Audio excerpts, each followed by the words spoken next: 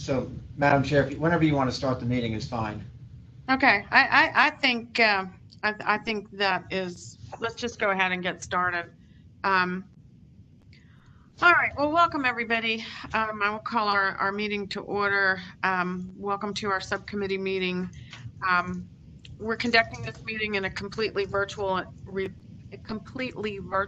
environment, and we are recording. There's several things that we'd like to review before getting started.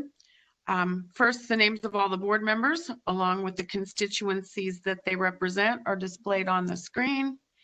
In addition, there are several staff members from VDH who have physically assembled at the Madison Building in Richmond for this meeting to comply with the governor's orders on social distancing and masks to limit the spread of COVID-19. They will be wearing face coverings and sitting 6 feet apart. The list of all staff participating in this meeting is displayed on the screen. Several of these staff members are participating virtually. Last, all votes that are taken by the board during today's meeting will be roll call votes. I will be restating the names of the members who make motions or seconds. And attendees, you will not be able to unmute yourselves. When we get to the public comment period, you will be unmuted by the host if you have signed up to speak.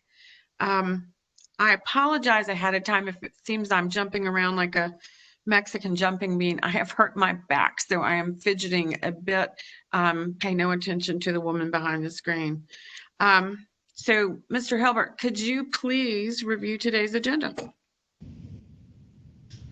Yes, Madam Chair, the agenda for today's meeting is displayed on the screen. We'll have the approval of the draft minutes from the June 29th subcommittee meeting. Following that, Dr. Oliver will provide some remarks to the subcommittee. We then have a public comment period scheduled. Following a break, there will be a discussion of potential policy recommendations that will be led by Mr. Edmondson and Dr. Kinzer. And then following any other business, the subcommittee will adjourn. Madam Chair, if there are no questions concerning the agenda, that's it. All right, thank you so much. Are there any questions for Mr. Hilbert? Okay, seeing none, the next item on the agenda is approval of the minutes from the June 29th subcommittee meeting. Those minutes are displayed on the screen, and is there a motion to approve? This is Patricia. Moved. Okay. So I have a motion by Dr. Kinzer. Is there a second? I will. It's Gary.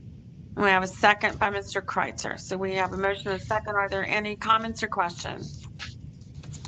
Seeing none, we will take a vote. And since we're going to do a roll call vote, Alex, can you call the roll, please?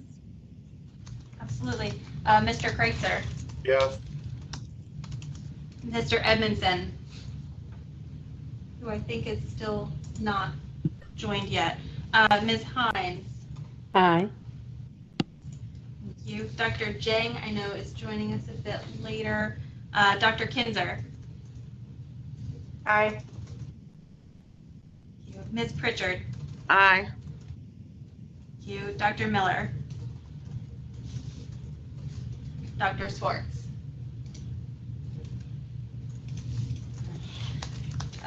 Madam Chair, the vote is 4 ayes and 0 noes.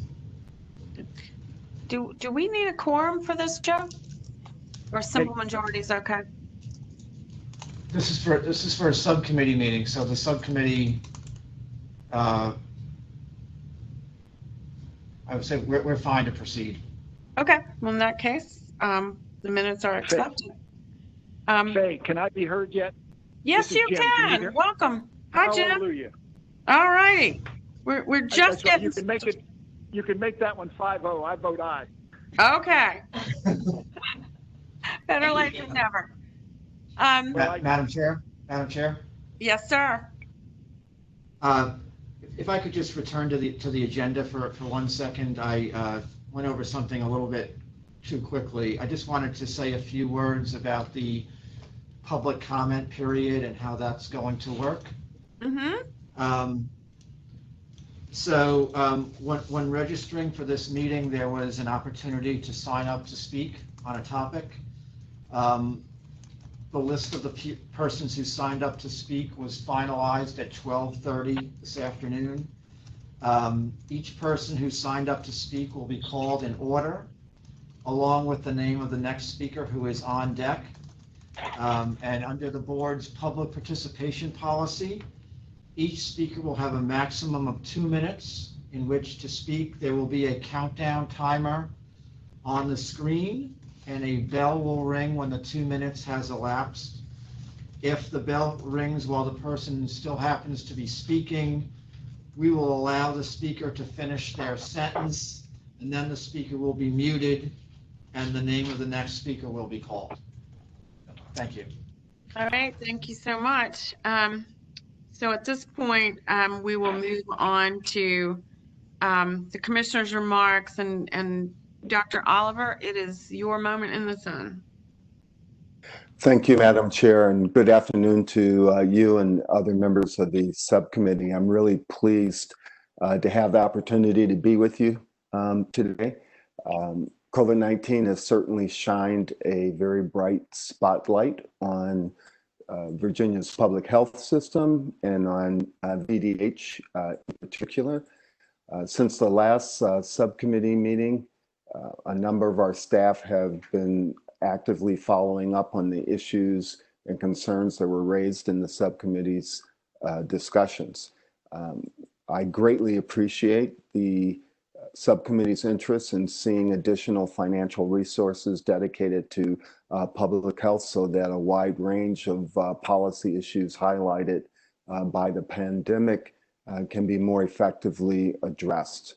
I think that the fact that public health is under-resourced, understaffed, and is something that's been really highlighted by this pandemic, and we appreciate the fact that the board wants to do something to address these issues. Recognizing the vast scope of public health issues that are involved, I directed our staff to develop additional suggestions to those that the subcommittee presented, beyond those identified therefore by the subcommittee for policy recommendations to the governor. And we'll be discussing those with you today in conjunction with some VDH subject matter experts who will be here to help provide some needed background to that discussion. The big challenge that we will be facing in the discussion in the subcommittee meeting today is that the board's policy proposals are proposals that could possibly be reflected in the governor's budget bill.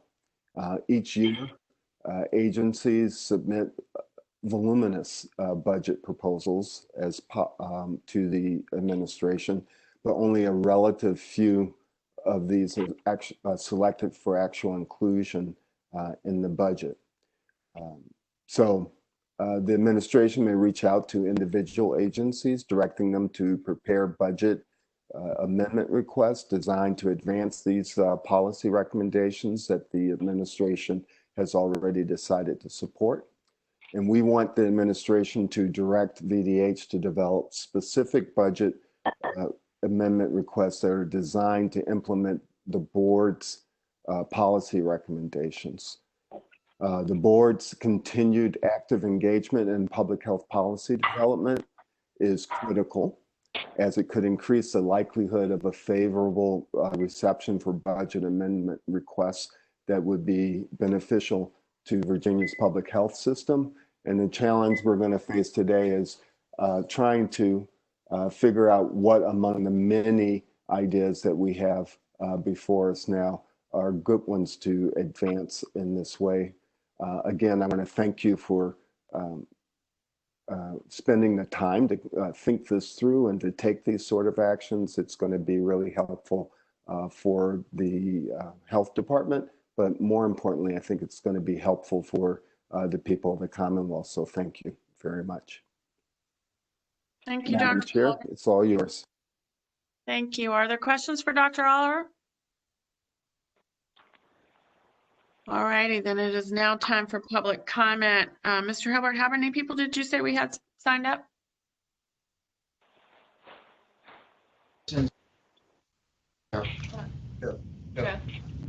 Madam Chair, we have one person signed up to speak. All righty. Well, then can you unmute our speaker?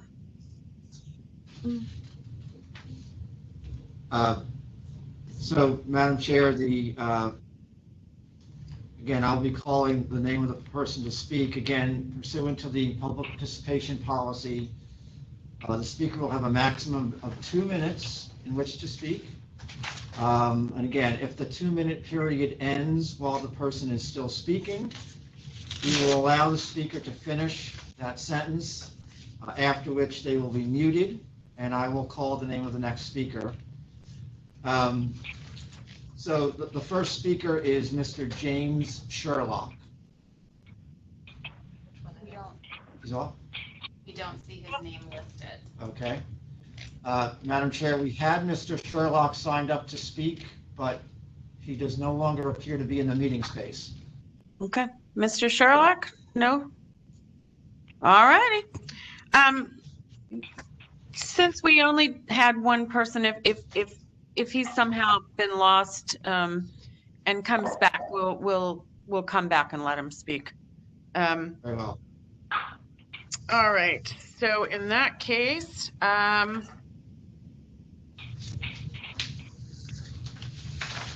right, I'm sorry. In that case, I'm sorry, moving on to the next thing.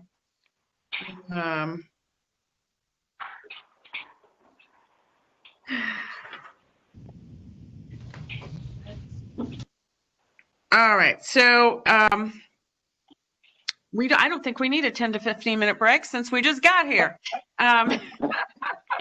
So I'm going to ask Mr. Hilbert to walk us through our meeting materials. I'm sorry, I think my printout has gotten a little bit confused. What is the next thing on our agenda? The next thing on our agenda, Madam Chair, is discussion of potential policy recommendations. Okay. Can you lead us through that while I try to put my notes back together in some way that makes sense?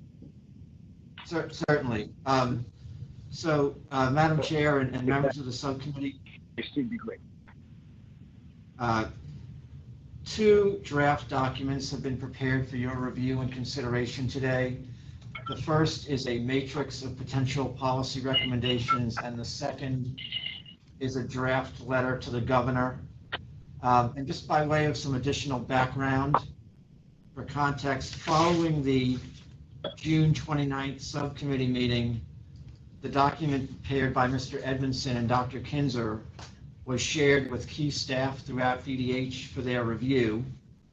And in preparing for this meeting, I asked those staff to think about additional potential policy recommendations that they thought would be impactful and add value, again, as a supplement to the ideas that were initially developed by the subcommittee.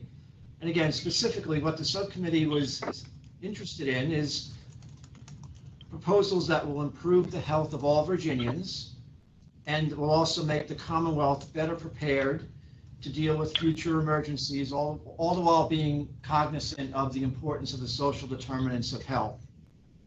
So the suggestions that I received from our staff were compiled into the matrix document that's been provided to you and that is now displayed on the screen. In preparing this document, we included the same key focus areas that the subcommittee referenced in its initial document. And those key focus areas are vaccines, diagnostic testing, supporting healthcare workers, preparing for future states of emergency, protections against exposures, and safe alternative methods of transportation. You'll also see this document on the screen. It identifies the VDH subject matter expert or experts who brought each suggestion forward, and they are participating in the meeting today in order to provide additional clarification and information as needed, and to respond to any questions or comments that you may have concerning any of these items.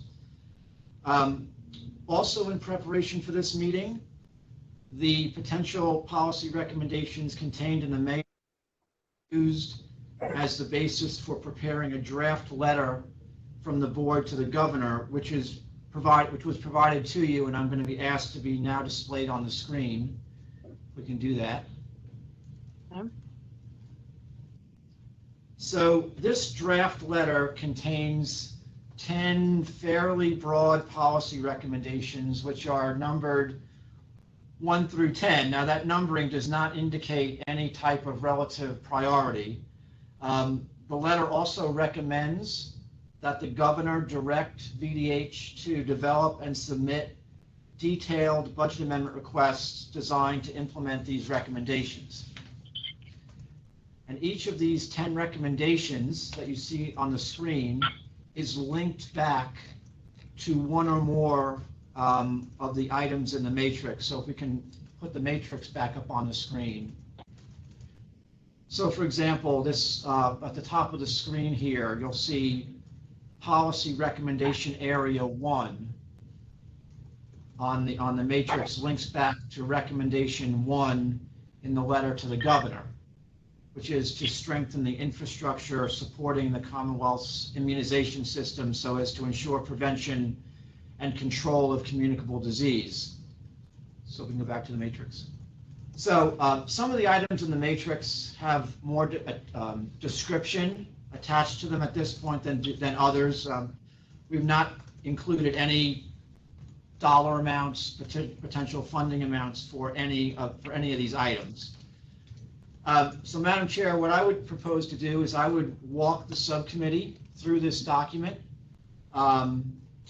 If you have any questions or comments as I read each item, I would ask you to please stop me. I will pause briefly following each brief reading of each of these. And to the extent that subcommittee members have questions or comments, if they need clarification, what does something mean? How would this work? I will defer to the indicated subject matter expert to respond as best they can. And then once we've completed discussion of the matrix, if it's the subcommittee's pleasure, we can review the draft letter to the governor. Thank you for that. So, Madam Chair, are there any questions or comments before I proceed? Yes, Go ahead, Jim. May, if it's all right, if I may just mention a significant concern that I would hope that the members here present would consider as Joe walks us through the matrix. I think that there are a significant number of items in the matrix that are beyond the sphere of influence of the Department of Health and the board, and I think some of the items, while meritorious in principle, just would not be timely to consider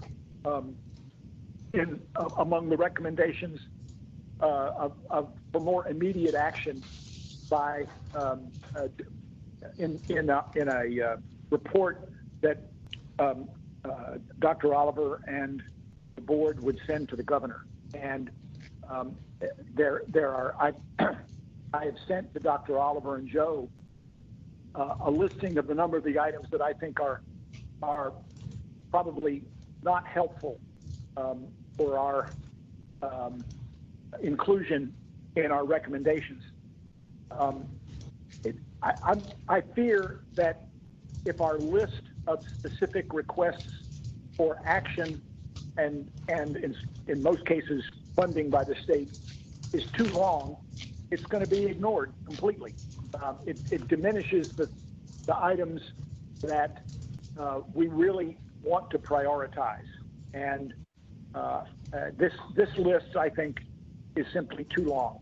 And with that in mind, I hope the members here will, as Joe goes through them, will examine each one of the recommendations kind of through the lens of, is this really something that we want to put in when we're trying to address, to my way of thinking, three important factors. One is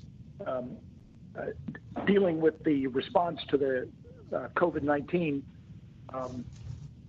Two, doing necessary planning sooner rather than later for the next pandemic, whatever that's going to be.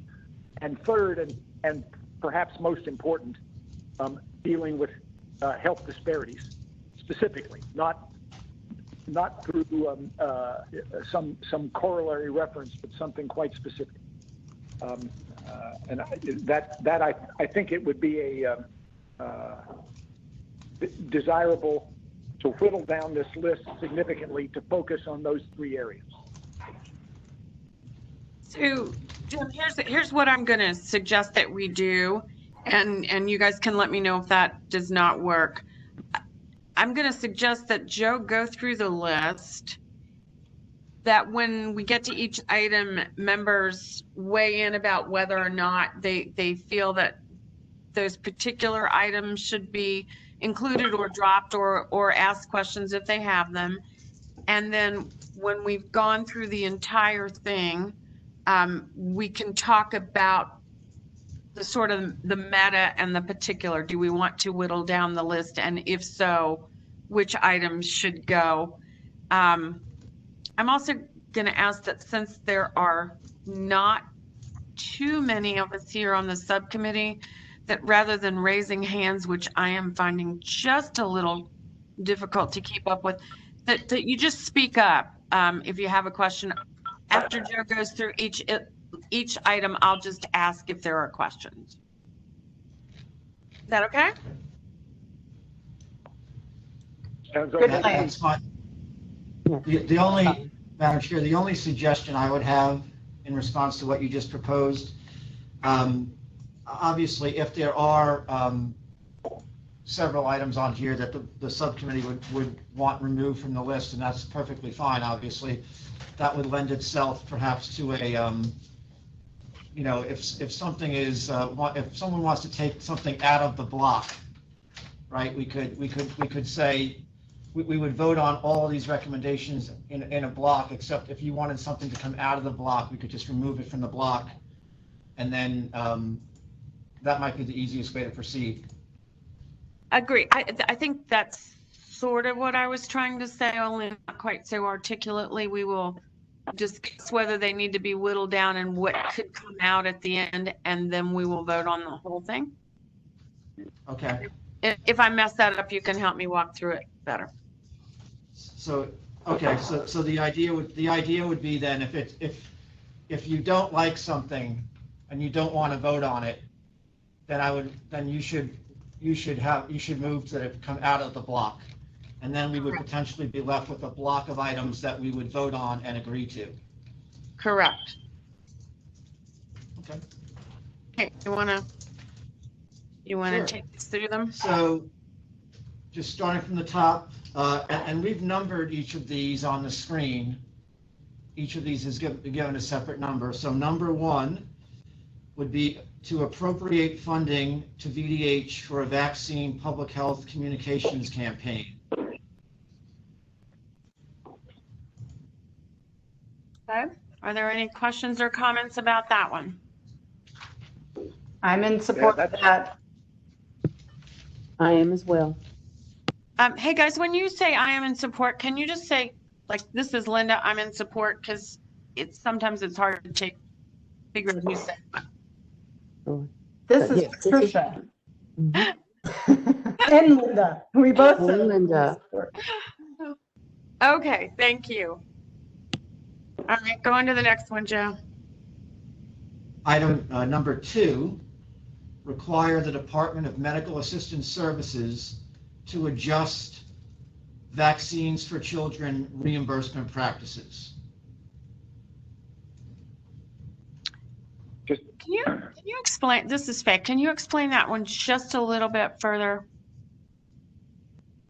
We have a little bit of more explanation there. Is Dr. Peak on the line?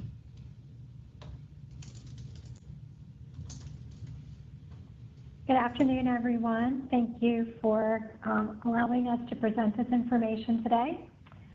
Yes, I can provide a little bit of background, and I also have Christy Gray. She's on the line as well, and she can answer any specific questions. She's the director of our Division of Immunization. But our Vaccines for Children program is the federal level program that provides funding for providers for vaccination, to support vaccination, and it is administered through Medicaid. And so there's a specific amount of reimbursement for VFC providers that DMAS has approved, and that we have received lots of feedback from providers that amount they would really should be higher to meet their needs. That it is true that all of the federal requirements to participate in this program, there's a lot of paperwork, and it takes more time than other types of reimbursement processes that they go through. And so if there were additional funding, that helps compensate for some of that time. Hi, this is Linda. I'm sorry. I just have a question about the funding. So would this really be more of a budgetary item asking the state? DMS only passes through what's in the budget from the state that could potentially be matched by federal funds.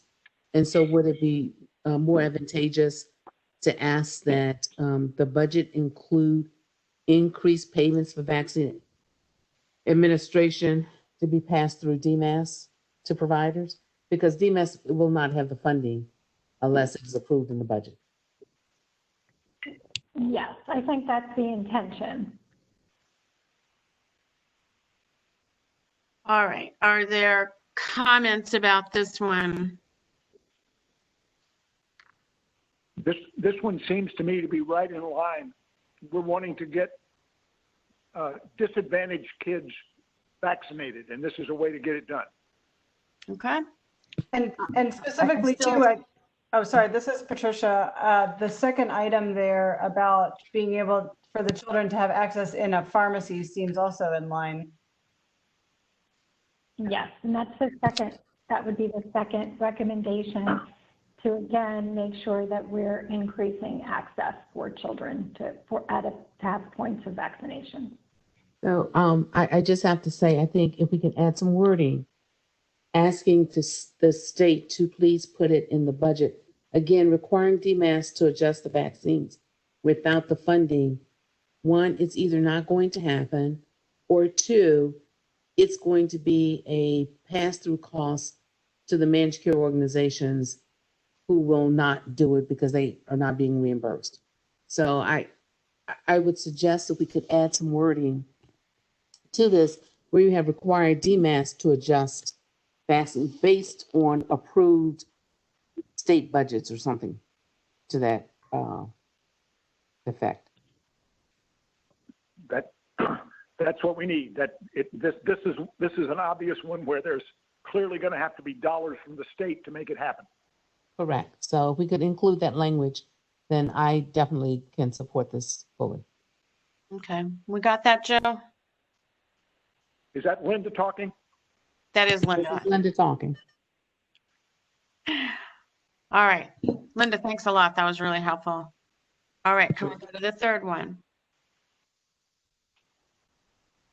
Number 3, Madam Chair and subcommittee members, would be to appropriate funding to bolster local health district staff, resources, and equipment needed to increase vaccination services in the community, including outreach to vulnerable populations.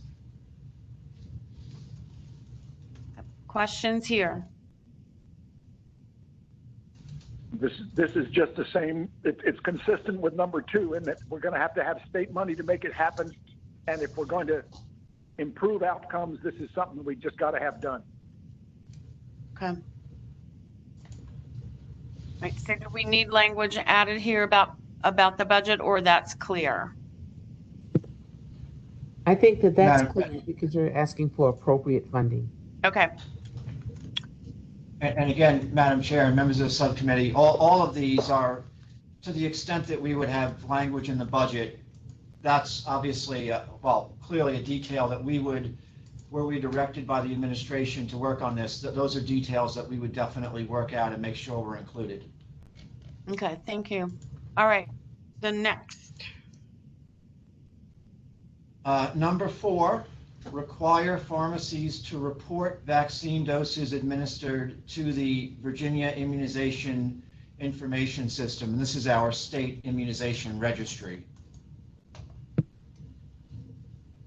I definitely support that one. This is Linda.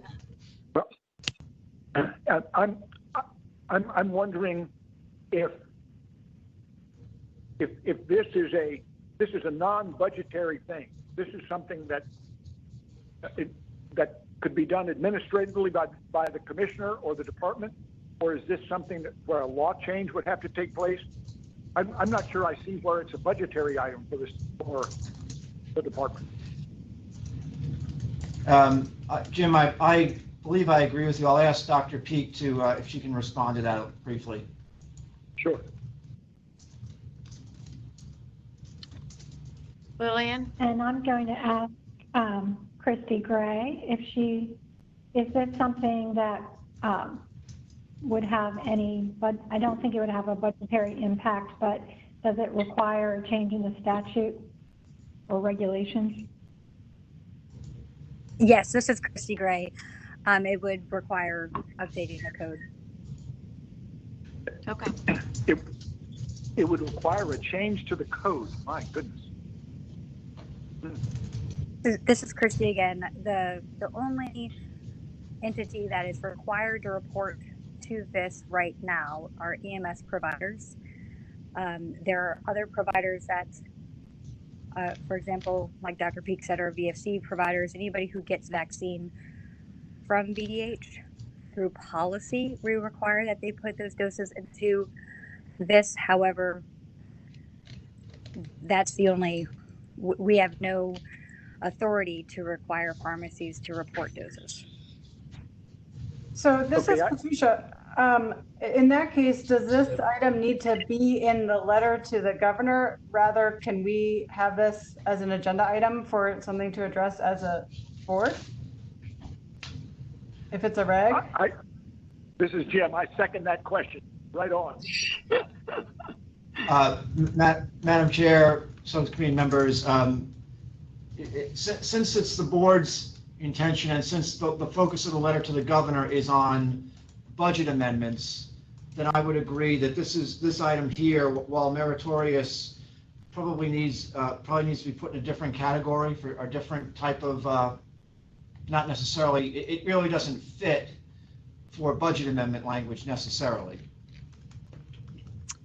Right, and this is Patricia. Certainly, we could probably have a running list of things to be put on our agenda ASAP, and this could be number 1.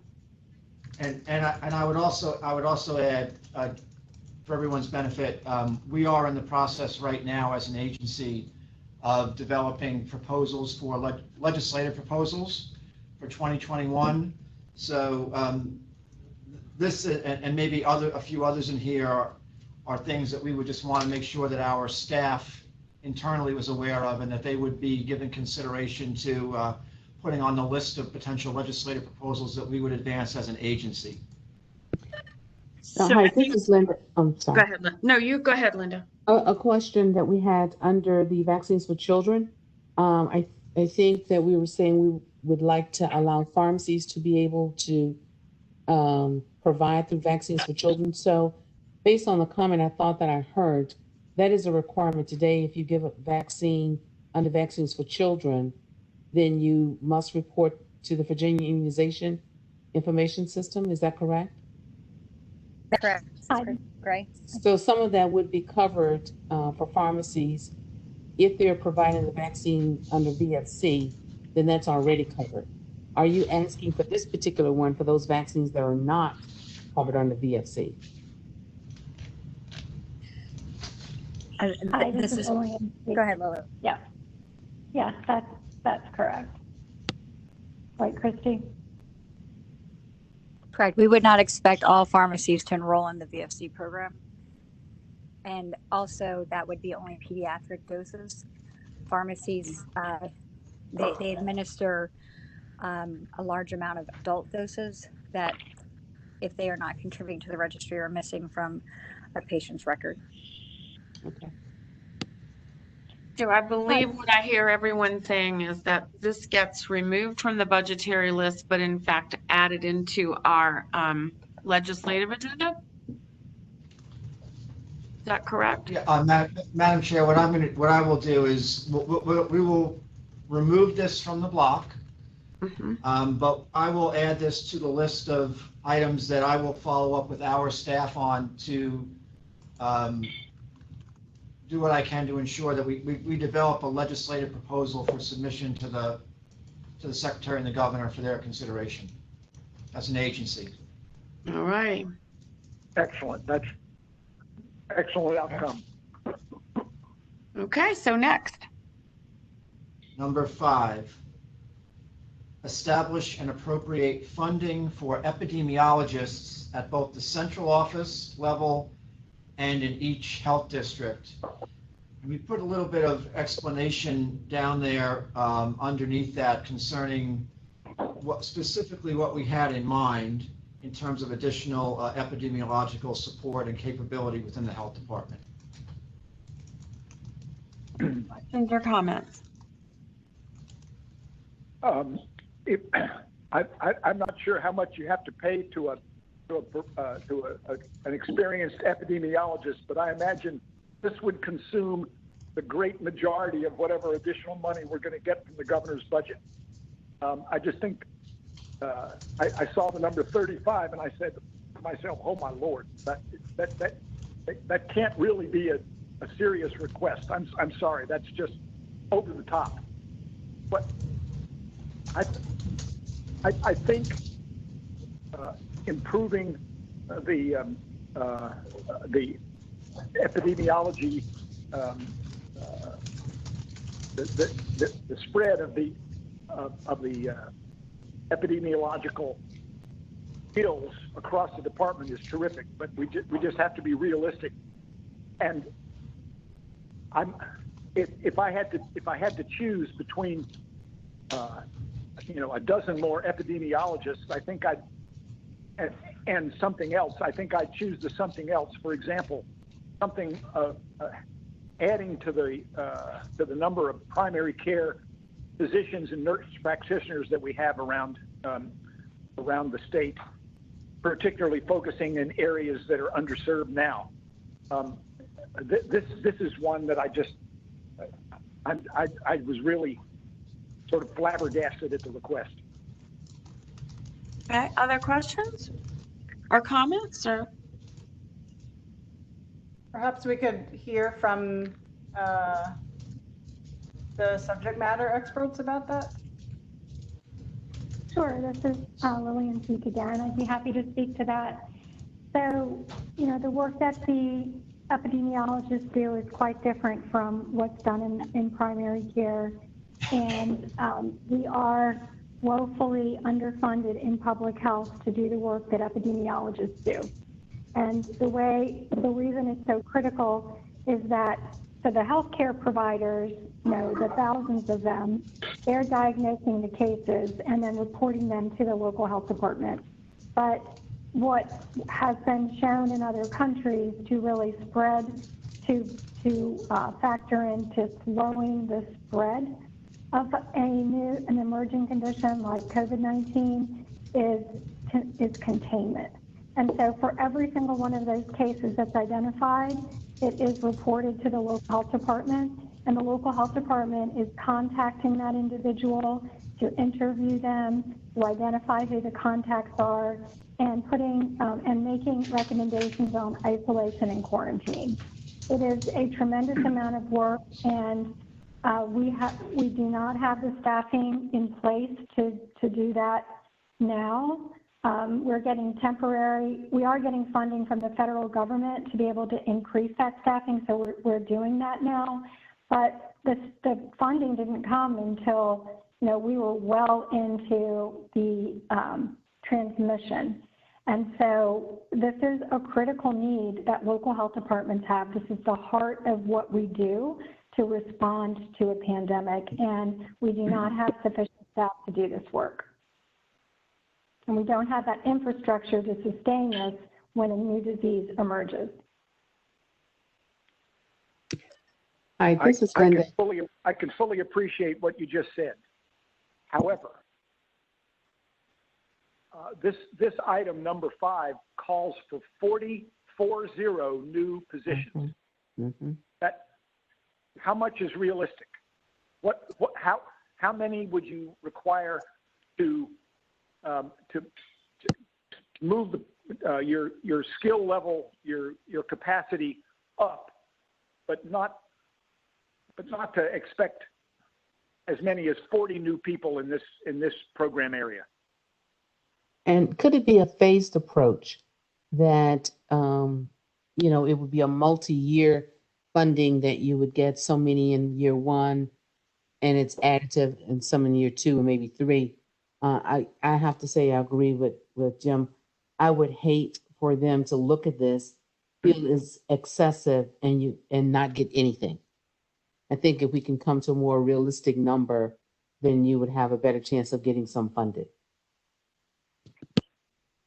And then this is Patricia, perhaps also considering how training of lay individuals could be involved in that, because we have seen successful stories from other states where they have been able to train individuals, and that also helps to deal with some of the employment issues that are highlighted in the pages below.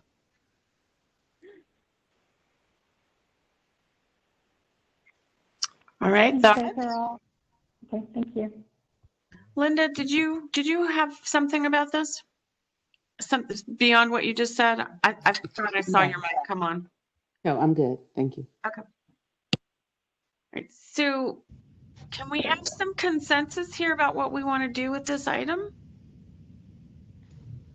Can we maybe just set it aside as a last piece of conversation after we go through the whole list to see, after we look at everything, how we feel about this one? Would that work? I see Patricia nodding. Okay. I think that's a good plan, and as a matter of fact, I'd go one step further, at least for something for us to talk about later, is leaving this one to Dr. Oliver to consider and to try to put in a request for a number and an amount of dollars that it might take that is much more modest than what's described in this particular item on the list. Okay. All right. Well, let's keep going then, and we'll come back to this one. And Madam Chair, just before we move on, just the only thing I would add to that discussion was, the recommendation there is establish and appropriate funding for epidemiologists at both the central office and each local health district. What you have there under sub 1 and 2 are 2 examples. There may be other ways to approach it, as was suggested, a phased approach, prioritized approach. So I would just add that, but we'll pass and we'll come back to that. Okay. Number 6, expand testing to include post-mortem testing.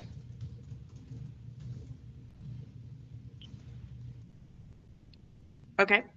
Questions, comments, thoughts?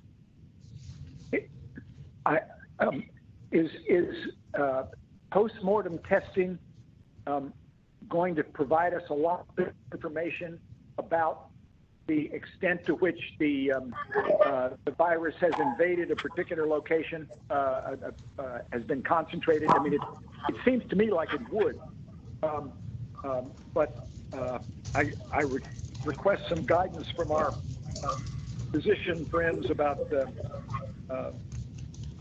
whether it really would have a marked impact on the ability of the department to assess the status during a pandemic. So Dr. Gormley, our chief medical examiner, is on the line, I believe. Yes, yes, I can. I can give you some background. I really can't. The health directors, epidemiologists would have to weigh in on what the on the relative value of postmortem testing as it contributes to contact tracing and evaluating outbreaks. Nursing homes come to mind as where they're doing it. Postmortem testing is a problem because we get requests from time to time, both from health directors as well as families. Some of these things are legitimately things that would contribute to the public health mission and understanding the epidemic and doing contact tracing and the like. Some of the others are simply family requests because they are wondering if somebody that was in a nursing home with COVID died of it for various reasons, and it's not really part of a contact trace. We've met the real problem here is that since the vast majority of COVID-19 deaths are natural deaths, the medical examiner's office has no authority over them. So we have no legal reason that we can in our system take them, do testing and submit it. For cases that do die under medical examiner jurisdiction, if there needs to be COVID testing postmortem, we will bring them into the district office. We will do the testing, and that testing is done by DCLS. Our criteria for testing are primarily if it's the cause of death, or also to help us in how we manage the case internally. If we're managing a case and it's a COVID positive, we need to avoid doing an autopsy or avoid certain procedures if we do it. So that's informative. Also, we do testing if there have been exposures to first responders and so forth. So an occupational kind of thing. So those are the situations in medical examiner cases. Now, if it's not a medical examiner case, we don't really have possession of the body, and the testing could be done with the permission of the next of kin, except there is no real good mechanism outside of the medical examiner's office to do postmortem testing. Had some discussions with Dr. Jabari, our office, the epidemiologists, and some of the local health directors on epidemiology is establishing a list of indications when that would be worthwhile for our for epidemiological purposes. That list is not has not come to the group that's working on that now, but we're looking at that now. Some of the major problems is well, in the past have been the availability of test kits, which is that issue is resolving itself. The availability of PPE to protect the people that are doing the testing, that is slowly resolving itself. So that's not the biggest thing, but it's the having people available to go collect the test from the body, and that is a problem because the medical examiner's office can't do it. we can't bring all of those cases into our office, both for budgetary purposes as well as advice from the Attorney General that we shouldn't admix the non-medical examiner cases with medical examiner cases primarily for evidentiary purposes. So some of the possible solutions have been some sort of contract provider. We've explored some discussions with, had some discussions with home health care providers that may be interested in doing it. It's the kind of thing that they could and would do and have the skill set. So this is a problem. The relative significance of the problem in terms of epidemiology, I can't really talk to, but certainly we have a problem when there's a request for postmortem testing on somebody that's not a medical examiner case, and there is really no established mechanism for either the health department to get that testing done, nor a independent private pathway that a family could take. Now, if the health department had a pathway, we could probably develop we could probably direct families that are requesting that, but it's not to that doesn't fall within the purview of the government to that same pathway that has been established. So I'm sorry, I've talked a long time and told you a lot of stuff that I don't know. Madam Chair, this is Param Jabari, if I could add. Yes, please. Thank you so much, Dr. Gormley. Appreciate it. And in fact, the conversations that Dr. Gormley brought up, we're having with local health directors. Here's two examples that led to this. One was what we're going to probably hear is in terms of what's in the context of the OCME, their jurisdiction. You have a person who's not being seen by the primary care provider for 10 months, a year and a half. They may have certain risk factors, diabetes, high blood pressure, but they have suddenly fallen ill. The family reports that we think he wasn't feeling so well. He hadn't gone to work for some days.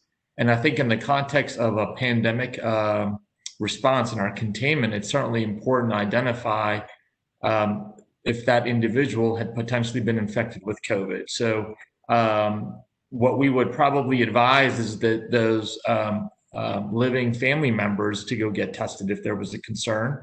So there are ways of working around that, but it would be helpful from an epidemiological sense in that case. We have had other instances where EMS had transported patients and the patient had expired on the way to the hospital. Whether a COVID testing is actually done or not is not always certain. And so there are potential issues there as well. Depending on when we are in the phase of the epidemic, and certainly Dr. Peak as our state epi may add further, there is potentially good information that could come from this. I think we can figure out the logistics.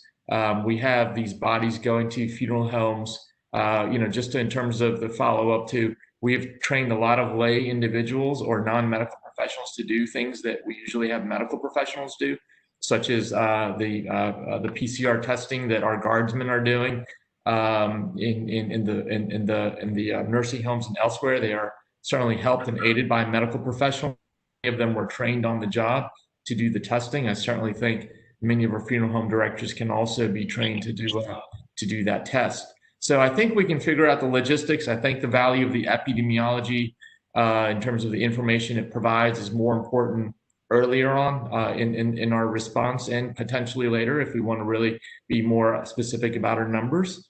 I think Dr. Gormley points to some of the just the very real issues we've had again with patients dying at home.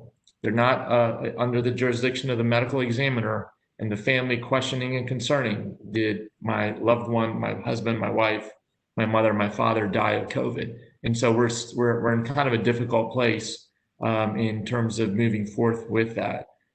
So there may be some options that with as Dr. Gormley said, that these could be privately sourced, and we simply help with that education and information. There may be places where an individual may not be able to afford that, and it really does, in fact, impact our epidemiological investigations and would be useful to have some state resources to assist. Thank you. Do we need a legislative change to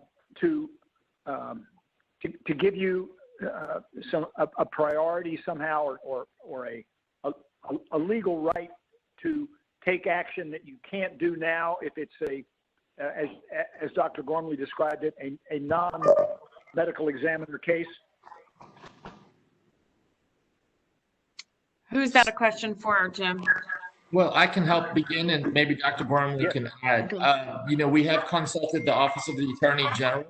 The short story is under the broad powers of the commissioner in controlling actions taken for a serious communicable disease, one that is obviously resulted in a public health emergency, and that we can move forward. So I think we can find exceptions. Certainly more language may be helpful, and Dr. Gormley, if you'd like to chime in on that.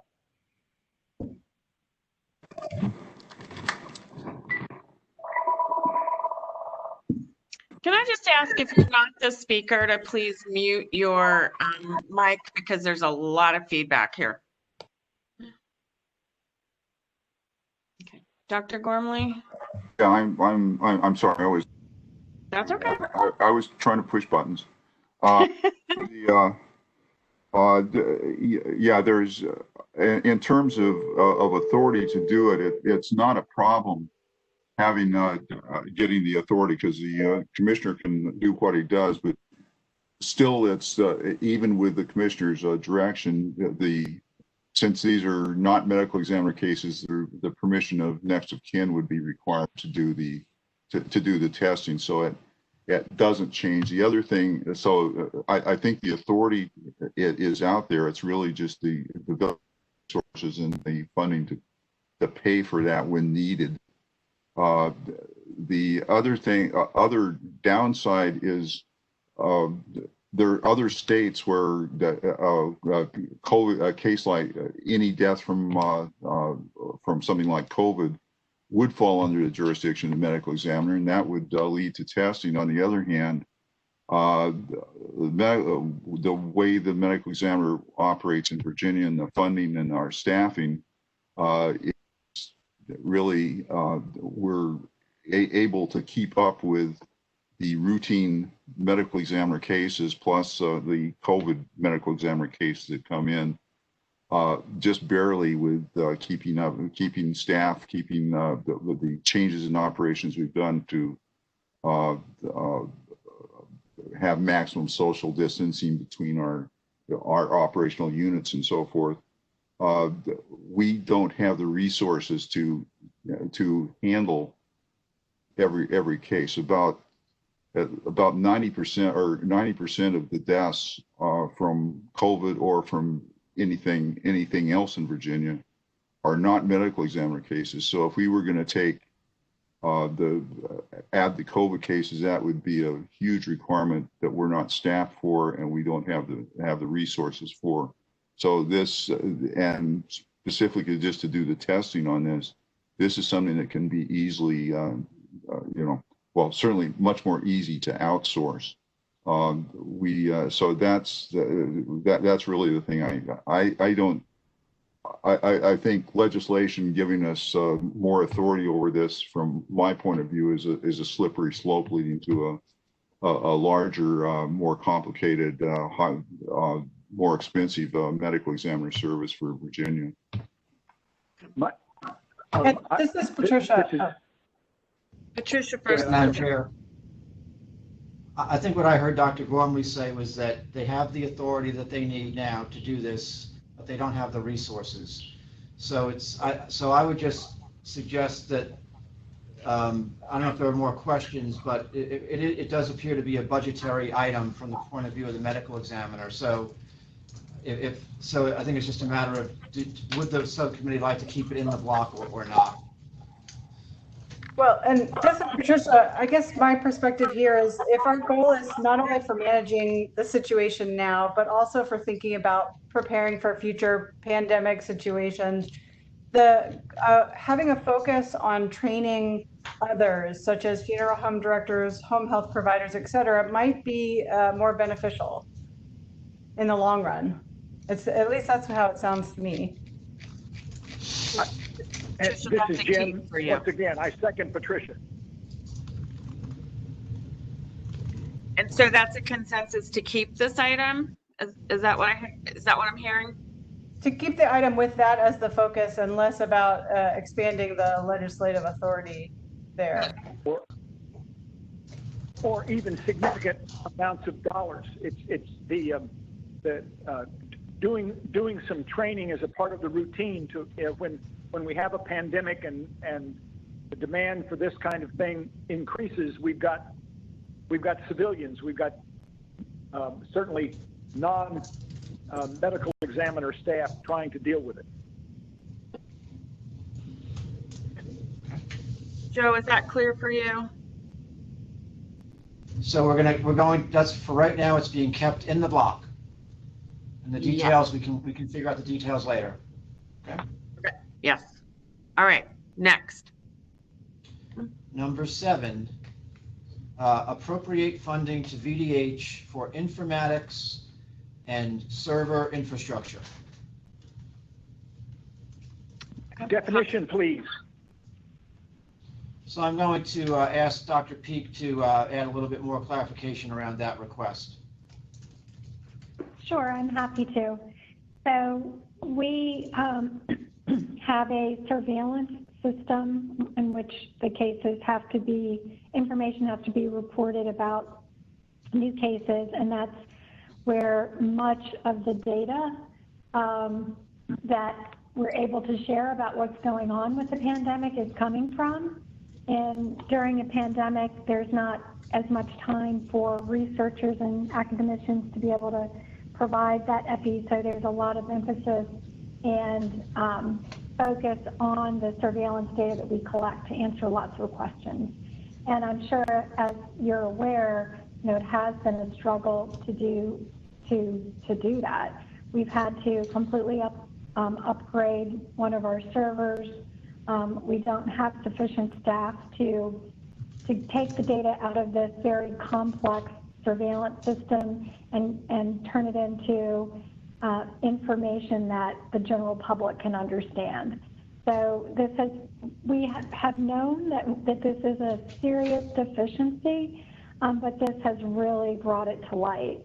It's critical that we have the IT infrastructure that we need to support our surveillance systems, which we do. The surveillance system itself we get through CDC, and I think because we have that relationship with the federal government, there hasn't been a clear understanding of all of the associated costs that the federal government does not fund, that the state needs to fund, and we haven't invested in that in Virginia to date. And so this is to really try to get the infrastructure in place to ensure that our system can function during a pandemic.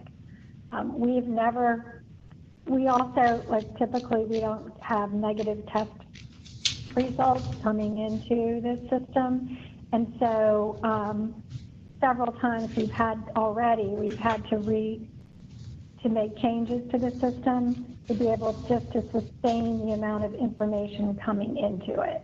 And we continue to worry that our infrastructure is robust enough to not have some serious effects on our system. So I think this is also a really critical need. Question. Adding 3 full-time equivalent positions, I can absolutely understand how you're overwhelmed during the pandemic, having a terrible time reporting all of the information that could be useful to the public during this kind of crisis. But how many folks do you need when we're not in crisis? I mean, what I don't want us to do is to be accused of staffing up 24/7, 365 for something that we might only have to deal with, hopefully, occasionally, as opposed to constantly. Well, I mean, this staff would not just be utilized, like, they wouldn't only have the skills to be able to provide this type of infrastructure and support during a pandemic, but for public health in general. So we've recently been working on state health improvement plan, and that's all based on a state health assessment. And it has been a struggle to actually to collect that data, to turn it into actionable information, to support local health departments to do their community health assessments, and to provide that data in a way that local governments and communities can understand it. So this informatics would not just support, during the pandemic, we're all focused on the pandemic, and that's our #1 priority. But we need that type of informatics support for all public health response, and there's always something critical going on. So it's either, when there's an infectious disease, that takes precedence, but, we still need to get information out about chronic diseases, and, there's always something happening in public health. And if, just over my 20 years in public health, we've had 10 of these types of events where we had to put out a lot of information in an emerging situation. So this is just, it's definitely not overstating our need, and it's really just to get at an acceptable level to do this type of work. I think it's really challenging to think about prevention. It's very easy to understand, doctors on the front line and what they're doing, but the better information we have, the more epidemiologists, that's preventing disease. And it's so hard for the public to understand that we haven't had a lot of investments in this country. It's hard to understand that prevention. But the people and the infrastructure and the data will help us prevent diseases, and I think it's something to consider. And this is Patricia. I actually am in support of this, the concept of enhancing health informatics and having more data scientists, because those of us who do research, we know that garbage in, garbage out. If you don't have good data going in, then you really can't use that data on the other end. And so having the state be able to structure the data systems in a way that we can actually use all of these data is essential. So I'm in support of this one myself. Anybody feel differently? All right, okay, just Jim. one observation. I don't know what the right number is here. Certainly, I think Dr. Peek's making a good case for 3. I would just add this to the list of things for Dr. Oliver and Joe to think about, whether what's the right number for us to put in as a priority to ask the governor for. Okay. All right, let's go to the next one. Okay, number 8. I'm sorry. I'm actually going to skip to number 9, and we'll come back to number 8 because number 9 is kind of a broader issue. So number 9 would be to appropriate state general funds to VDH for emergency preparedness and response staffing and initiatives. And you can see there's a brief description of that item.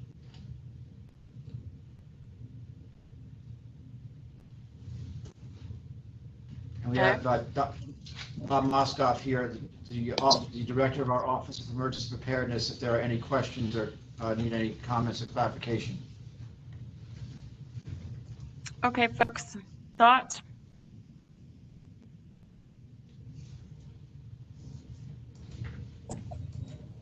All right. Then go to the. Sorry, no, can you just clarify? So it looks like 100% of funding comes from the CDC. So the idea is that some degree of funding would just be continued steady state funding. Is that the idea here? This is Bob Moskow. There's no guarantee, obviously, that steady state funding would be there. Whenever the government closes, the federal government closes down, we close down. There's 120 plus billets throughout the department all of the local EPIs, or 90% of the local EPIs, all the local emergency coordinators, the regional EPIs, regional coordinators, are all funded by and the entire Office of Emergency Preparedness. The issue is that there's no fund site within the Virginia budget that even recognizes the existence of emergency preparedness in the health department.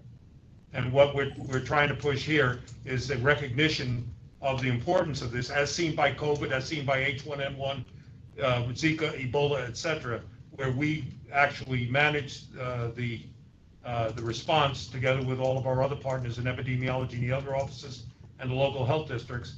But we need some recognition, and that is a cell within the Office of Emergency Preparedness is actually funded by the state. Madam Chair, this is Dr. Jabari. Yes, sir. Just to add to that, so the very valid discussion just had is that we do get a significant amount of federal dollars for the emergency preparedness program. But in addition to what Colonel Moskoff just said, with the recognition is, you know, when you get federal dollars, you're bound then to use those dollars in the terms by the grants outlined. And so what this will also do for the Commonwealth of Virginia is allow some more flexibility for how we respond to an emergency. So whenever obviously we have state funding, it allows the commissioner or the incident commanders, whether we're talking about infectious disease, whether we're talking about a hurricane, whether we're talking about flooding, a train derailment, or anything else, just want to add the added value. And I know we're going to go through some other proposals as well, of the additional flexibility that provides the incident commander to have when responding to an emergency. So that's just one other real important benefit I'd like to highlight. I'll make one other observation, is that we get a fund allocation. We do not develop a requirements budget and provide that to them. We get the allocation, and then we develop a budget to fit the allocation that we receive. So it certainly does not meet all of the potential requirements that would better prepare us for any of the events that Dr. Jabari has already mentioned. Okay.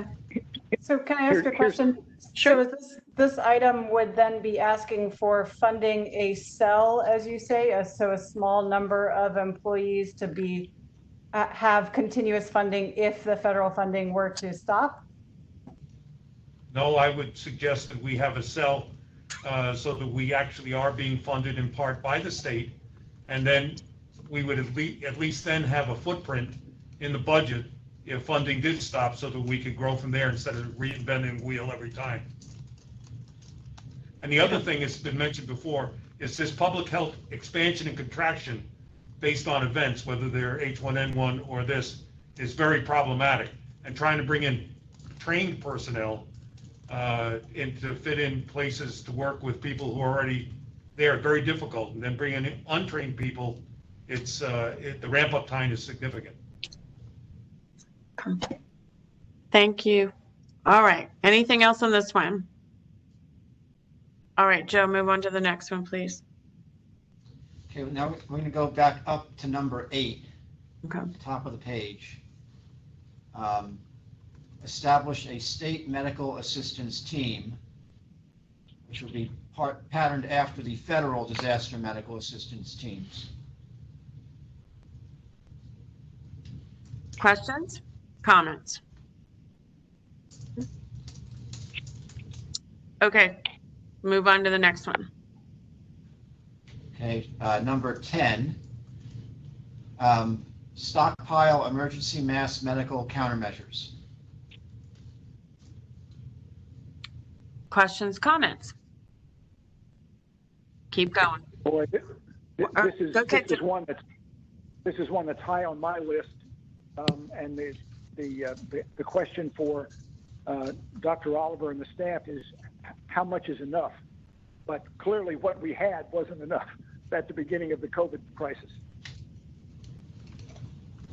This is Bob Moskoff. We had nothing at the beginning of the COVID crisis except leftovers that were off the shelf life allowances left over from H1N1. we, as other states, are totally dependent on a strategic national stockpile. And what we experienced during COVID is that the stockpile for personal protective equipment lasted about a month, maybe 6 weeks. And then it came to the states to try to purchase PPE internationally, and that has been extremely problematic. Customs issues, monies issues, FDA and NIOSH requirements. There's been no stockpiles, not in this state or in others, except for leftovers from previous events. And I think it's been recognized at the cabinet level as well as DPP that this is something whose time has come. Okay, thank you. All right, to the next one, please. Okay. Number 11, establish equity officer positions in each office and in local health district regions. So I think this, to me, follows along the same conversation we had about the epidemiologists. I definitely see that this is needed, but are we speaking of about 40 FTEs, 35? Julie Henderson, are you on the line? Hey, Joe, I am. Could you respond to Ms. Hines' question in terms of the number of positions that were envisioned here? Sure. Yeah, so if it was fully funded, if my proposal was fully funded to include all the offices and health districts, yes, it would. I certainly would welcome any, if it meant that it would be completely not moved forward, I would welcome any edits to that if it meant just providing them within the offices within central office who are really responsible for drafting policy and regulation and working to ensure that the health districts are applying those policies and regulations in a standard way. I think that would probably get more traction than asking for to fund each local health district. Mm-hmm. Yes. Okay. So do we all have consensus about that change? I agree. Madam Chair, could you repeat that so I'm not clear on what was just decided? Linda, can you just restate that for the? Sure. And so my understanding is that we would fund the positions at the central office that would then support the local health districts without putting the equity officer in each local health district.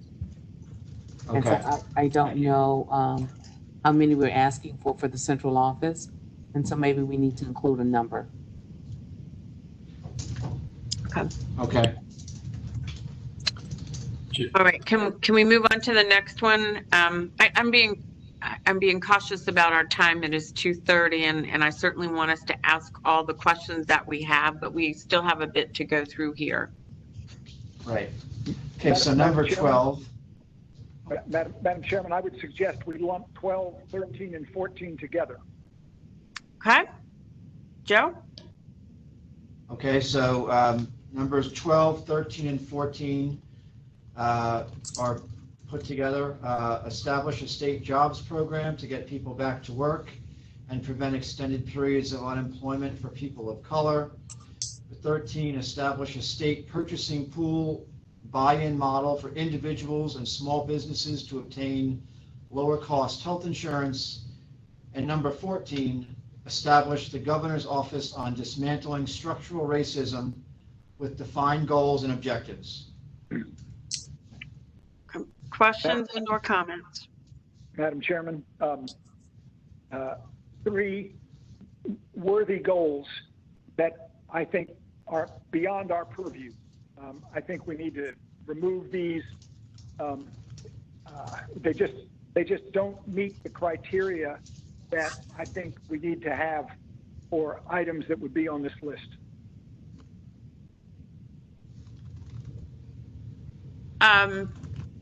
Other comments and questions?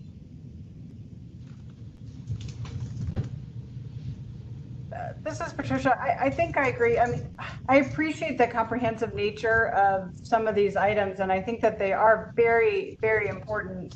But I agree with Jim. In this case, we want to keep an eye on the prize in a way, so that we're a little bit more focused. Not that these should not go forward elsewhere. It might just not need to be in our particular list. Okay. Are we all in agreement? Yep. Okay, Joe. Okay. Keep going. Number 15, appropriate funding for use in targeted communities that have been disproportionately affected due to structural and societal inequities.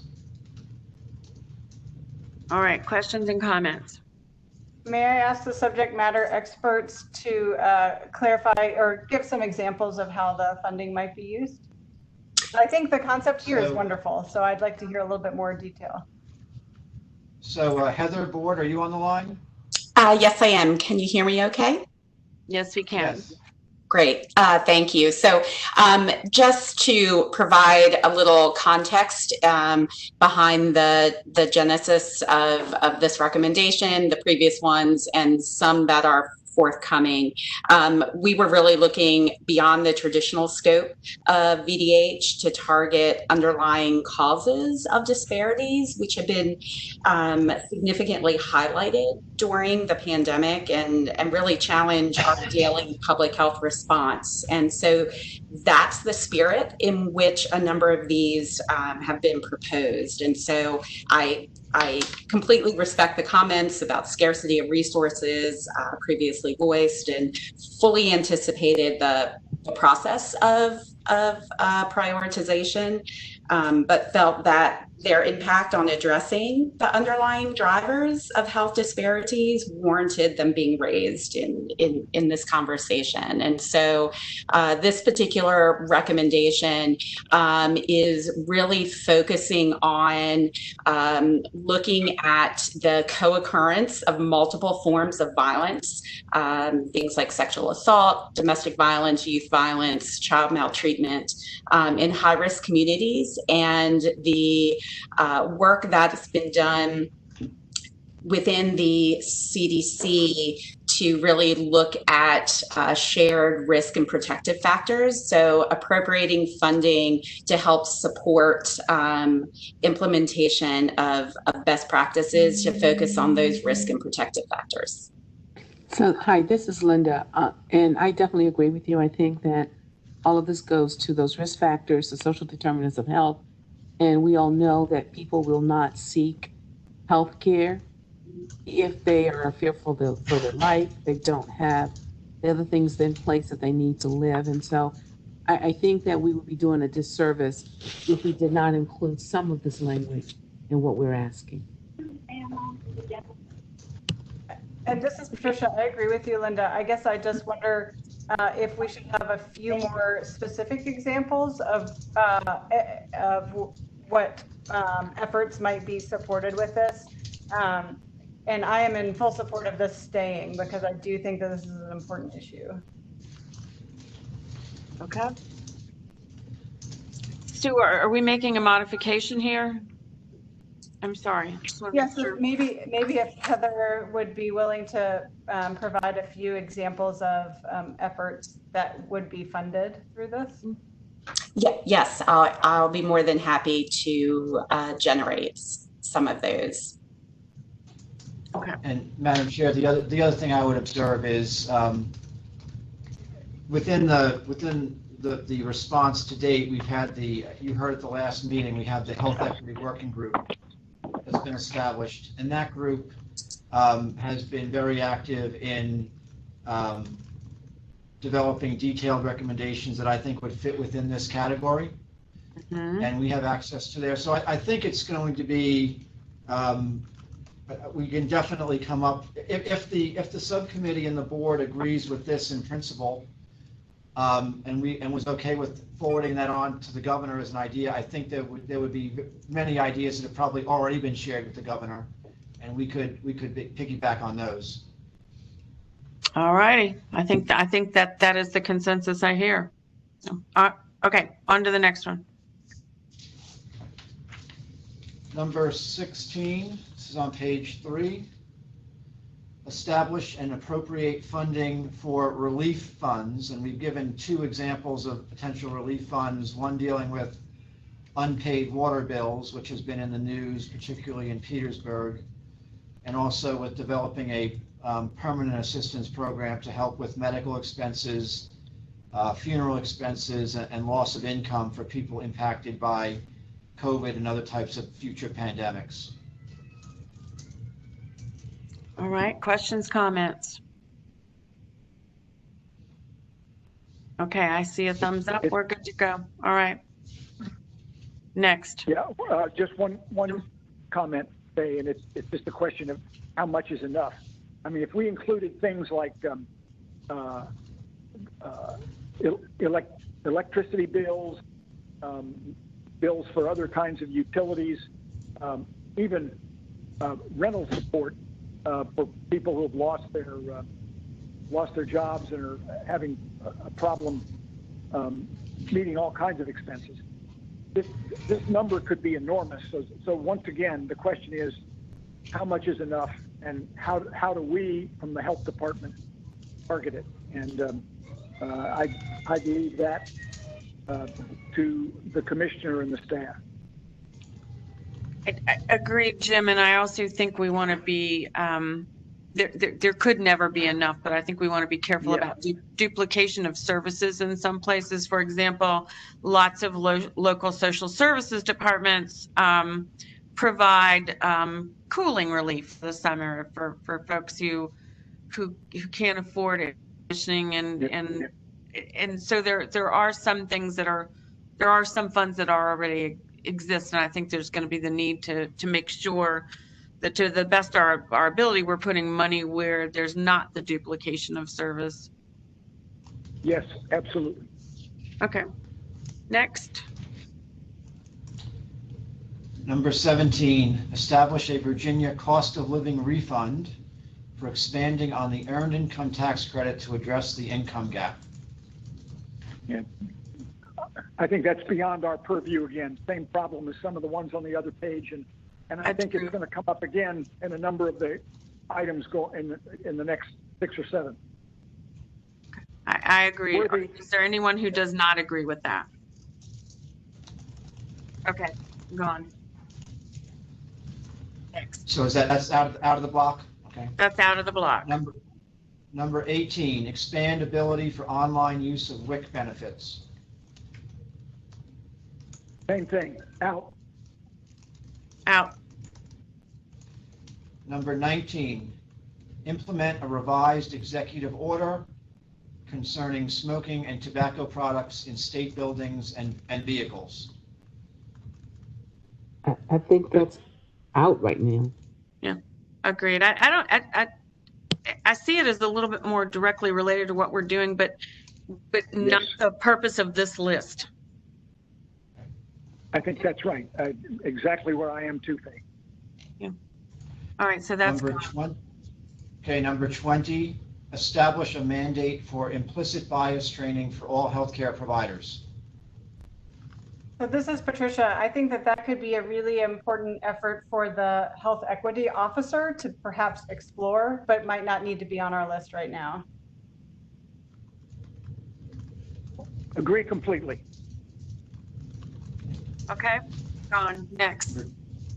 21, establish guaranteed jobs in elder care, child care, and infrastructure in high unemployment communities in Virginia. Same thing. I just don't think that meets this list.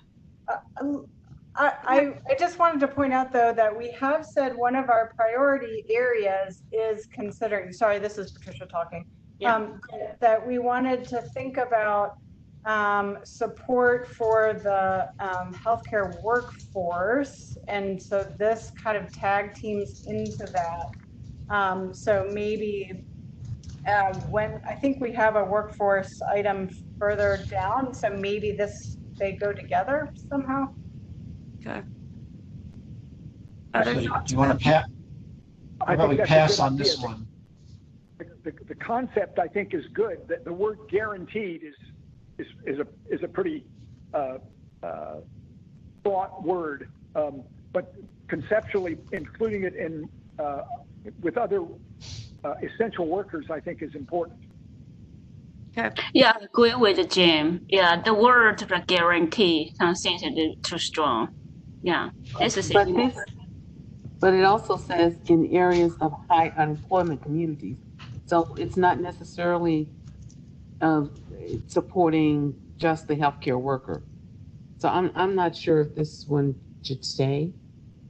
Again, as the guarantee, and it's very broad. So are we saying pull this for right now? Yes. Okay. Yes. Okay. All right, go on to the next one, please.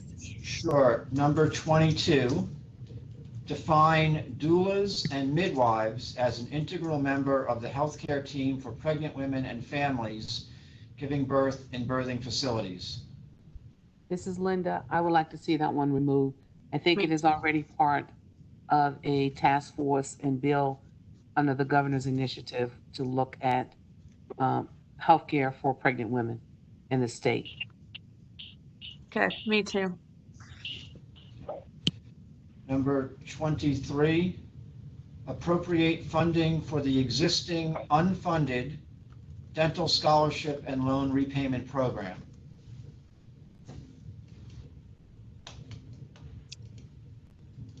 I'm not sure that that fits within our scope right now either. I don't think so. I don't. Can I ask a question real quick? I don't remember, and I'm sorry, Benita's not here. She would know this.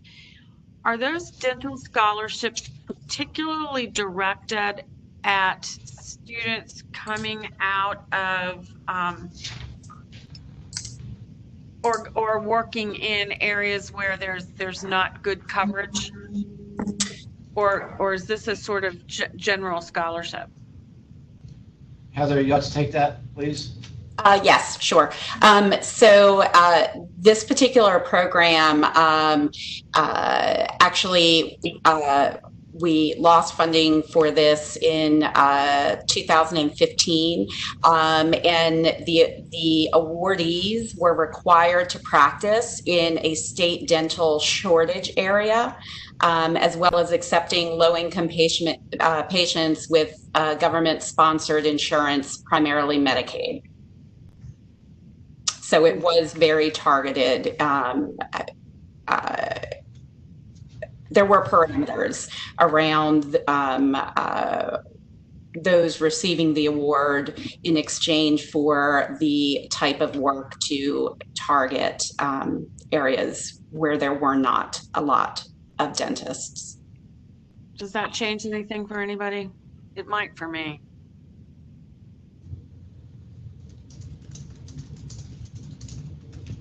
Other folks? I think it would help with the disparity piece if you could expand the amount of dentists we have in underserved areas. Maybe we could just add to the language here that says something like appropriate funding for the existing unfunded dental scholarships and loan repayment program in order to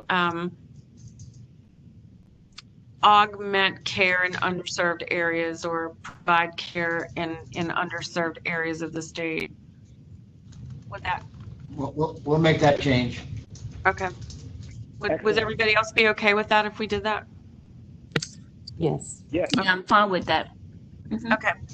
All right. Next, please. Okay. Number 24, appropriate funding to support a registered nurse in every school building.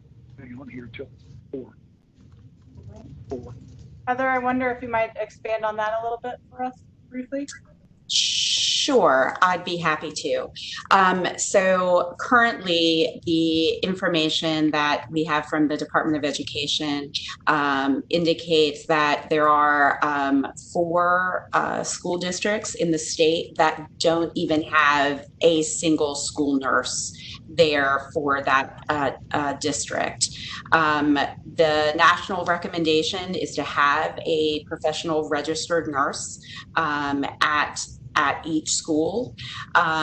Right now, licensed practical nurses are nurses, and they do operate in some schools, but they have to work under the supervision of a registered nurse and don't necessarily have the training and expertise to address care planning, case management, and really the holistic approach needed in the school setting.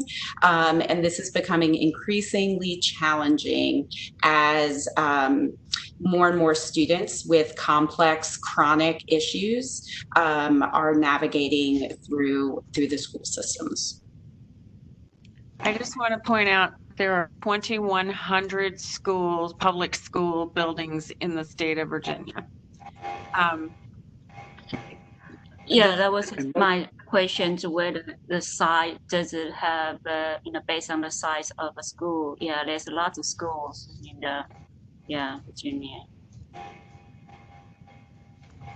I perhaps a recommendation around looking at or providing funding to support those school districts that don't have a single nurse for that district might be a more amenable step forward. I agree. I think so. I think it's more durable. Mm-hmm. But this is Patricia. I also support the movement towards a registered nurse because only registered nurses have that public health background. LPNs do not. So I would support that language as well. Yes, this is Joanna Pitts. I'm the school nurse consultant. May I speak? Yes. Go ahead. Just real quick, just to add to the information that Heather spoke about as far as data. It's 2018 data, 2019 data, and it's pre-COVID. A big concern that we have is that with the post-COVID situation, many of the nurses have been furloughed. So to meet our criteria for the meeting, when we talk about the 3 focus areas for planning for COVID, a lot of schools do not have nurses or have furloughed their nurses since March. So that actually 4 divisions could actually be even more. And as Patricia, and I apologize for not calling you by your last name, stated, it's data, if not good data is garbage. And that's kind of where we're at right now because we don't have mandatory data reporting, it's voluntary. So there are some concerns out there that there's even more nurses or more schools without nurses, not just 4 school divisions. It could potentially be even greater. And some costs, I know funding is a huge issue. There's been several studies. One of them actually was in 2014. It was a cost-benefit study for school nursing services that is published in the JAMA Pediatric Supplement. And for every $1 spent on a school nurse, and school nurse definition for that was a registered nurse, society gained $2.20. And the other one I wanted to put out there was the Journal of School Health in 2011 found that schools without a school nurse spend about $133,000 per year in teacher and principal time dealing with health issues of students.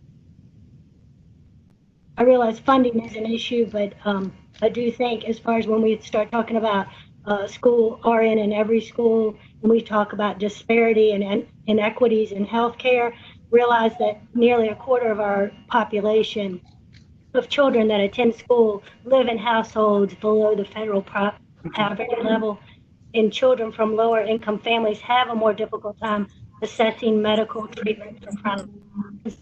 So not having a school registered nurse in every school will cause greater inequities, and the thought that we'd put an RN in every school would help to address the disparity and inequities, especially in our lower income. This is Patricia. So I fully support this, and perhaps we just need to adjust the wording for right now to appropriate funding to support a registered nurse in every school district, and then perhaps advance the wording that, with a phased approach to in every school building and in whatever defined timeframe you all decide is appropriate. I lost connection there just for a second, and I'm sorry about that. What I want to tell you, though, is that while I agree with absolutely everything that's being said here, I did some really quick math, and the cost of putting a registered nurse in every school, in every public school building in Virginia is $147 million. So I'm quickly looking now to see how many school districts are in Virginia. There are 133 school districts in Virginia. And if you use the State Board of Nursing's average of approximately $70,000 a year for registered nurses, I just think I support this as a notion, but I think we're going to have to be really careful about our numbers here. I would suggest that we the Board of Education for the state must have statistics about how to define what is a disadvantaged district. And Fairfax County doesn't need any support for this. But a whole bunch of jurisdictions do. But the daunting numbers of mean that we really need to target this more specifically. I agree, Jim, because again, doing my quick math, to put a registered nurse in every school district in Virginia is over $9 million. So certainly a very different set of numbers, but I think we go back to the suggestion of putting a registered nurse in the 4 currently unfunded or districts that do not. I mean, so now we're defining that it's a finite number of 4. Agreed. Okay. So, Madam Chair, what I'm hearing is that there's consensus for a recommendation to appropriate funding to support a registered nurse in every school district that currently does not have one, which is a smaller number. Is that correct? Everybody good with that? Yes. I see lots of thumbs up. Good. Yes, I do agree with that. Okay. All right. On to the next. 25, appropriate funding to provide education and training to food handlers about infection prevention and safe food handling in the context of COVID-19. Can I ask a question here? What constitutes food handlers? So, I mean, Julie I want Henderson, people to touch my food to have training too, but I guess my question is how that is that every person in every Kroger and every McDonald's and that's potentially millions of people. I just want to understand how that would be handled. Julie? Hi, this is Julie Henderson again.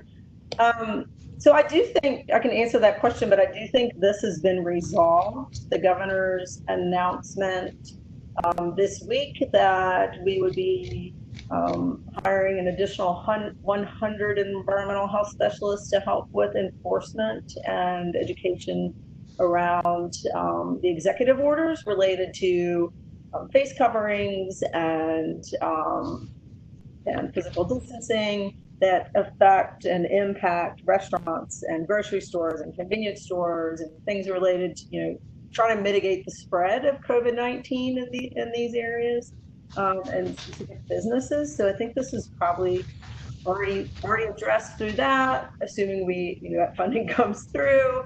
That funding's coming, I think, through the CARES Act. So I don't know that we need this at this point.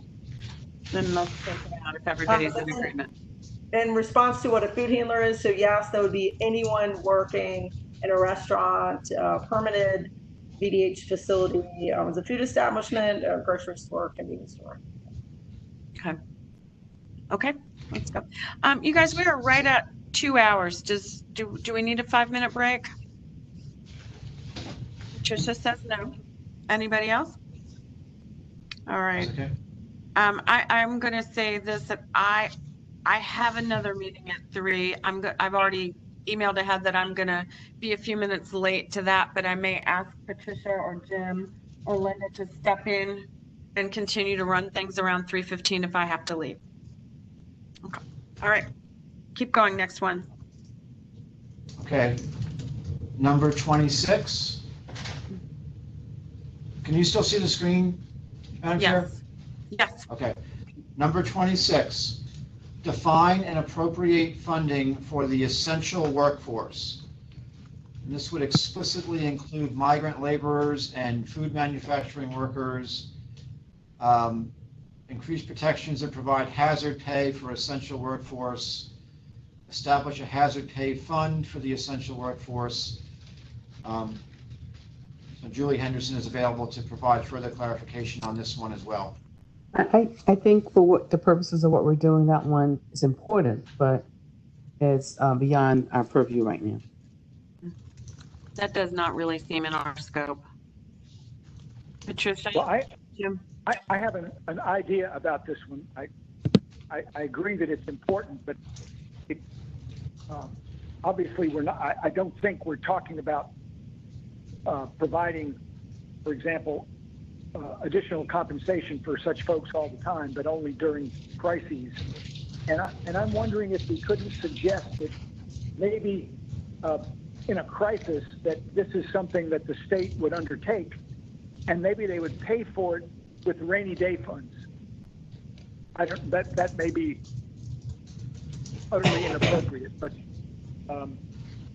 because it's an attempt to bind future legislatures and governors, but this is something that we got to figure out how to supplement the compensation during terribly difficult times of people who fall into this category.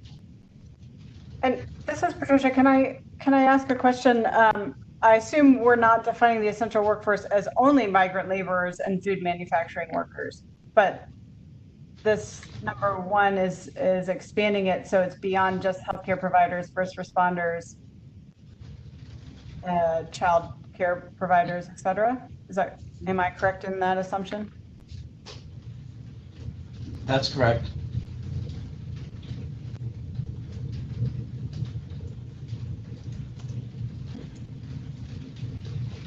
Okay.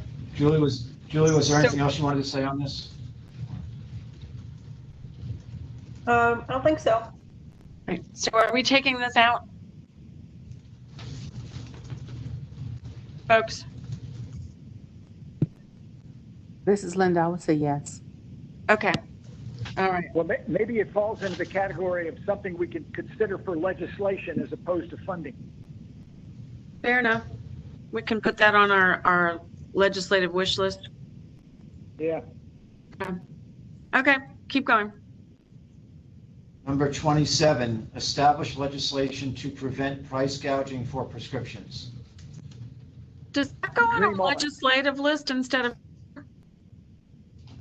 Sure. I would say so, yes. Yeah, okay. I think that's 27 and 28.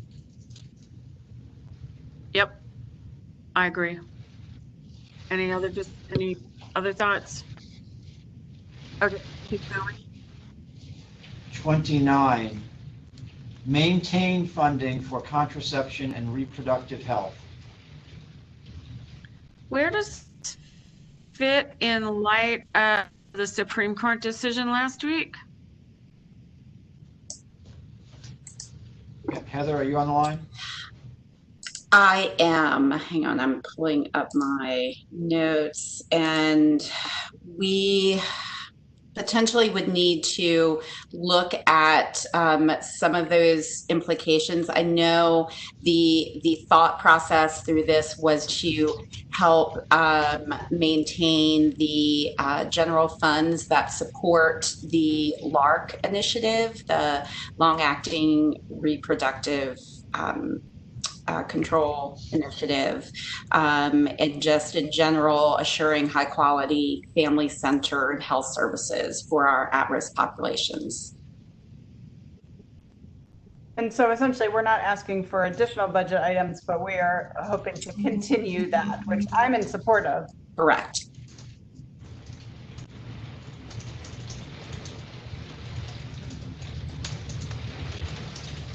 If it's not an additional budget item, does it need to be on our list?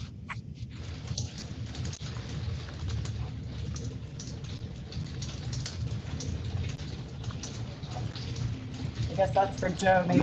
I'm not sure this funding is in any particular jeopardy from the perspective of the governor.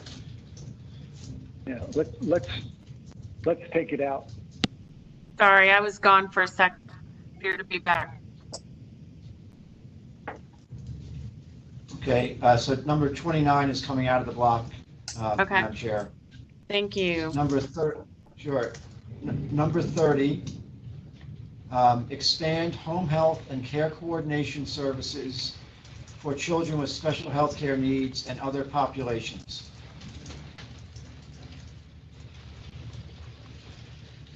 Comments and questions? Are there any special state funds for this now? Heather? This is Heather. So our Care Connection for Children program provides care coordination for those with a physical condition. We currently have that in code and do receive some general funds. This particular ask of expanding that would be to have both legislative and budgetary change to support care coordination to be provided for children when they are diagnosed with developmental and or behavioral conditions.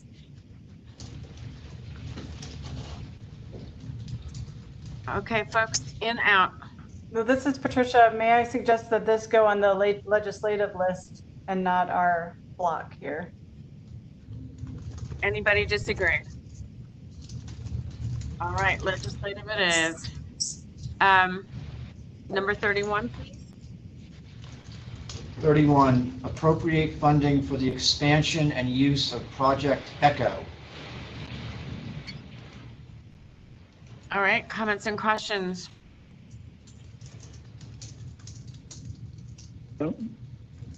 I guess we need to, at least I need to know what ECHO and 1135 and 1115 are all about. So Heather, can you provide a brief explanation, please? Absolutely. So Project ECHO is a platform which provides teleeducation and telementoring predominantly for healthcare providers. It's evidence-based and proven to increase the knowledge and capacity to provide best practice. It's particularly used in areas that are underserved. It had its origin through the University of New Mexico to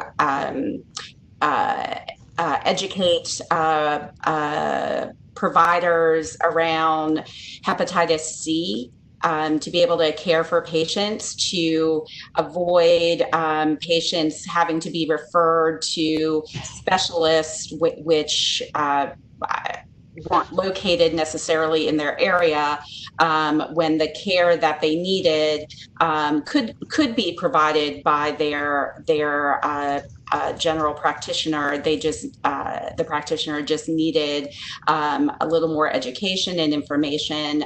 It's done all virtually with a panel of experts, and so we've had a lot of success here in Virginia using this related to training healthcare providers on case management with the opioid epidemic. The health department has partnered with DMAS to help stand up some Project ECHO models to focus on providing MAT waiver training to providers. And we are actually just wrapping up a preliminary Project ECHO that was targeting COVID-19 and working with healthcare providers in how to appropriately address this in their communities. Right now, the funding for the different Project ECHO models that have been stood up are out of particular federal grants, but are then restricted to the categorical issues that those particular grants address. Okay. So this would be looking at general funds to enable the health department to launch a series of Project ECHOs addressing priorities that the agency or the Board of Health deemed appropriate. Okay. Heather, how much money is being spent on these Project ECHO-like activities now? So it can vary depending on how large they are. Across the state, I mean, is it $1 million? Is it $5 million? Oh, no.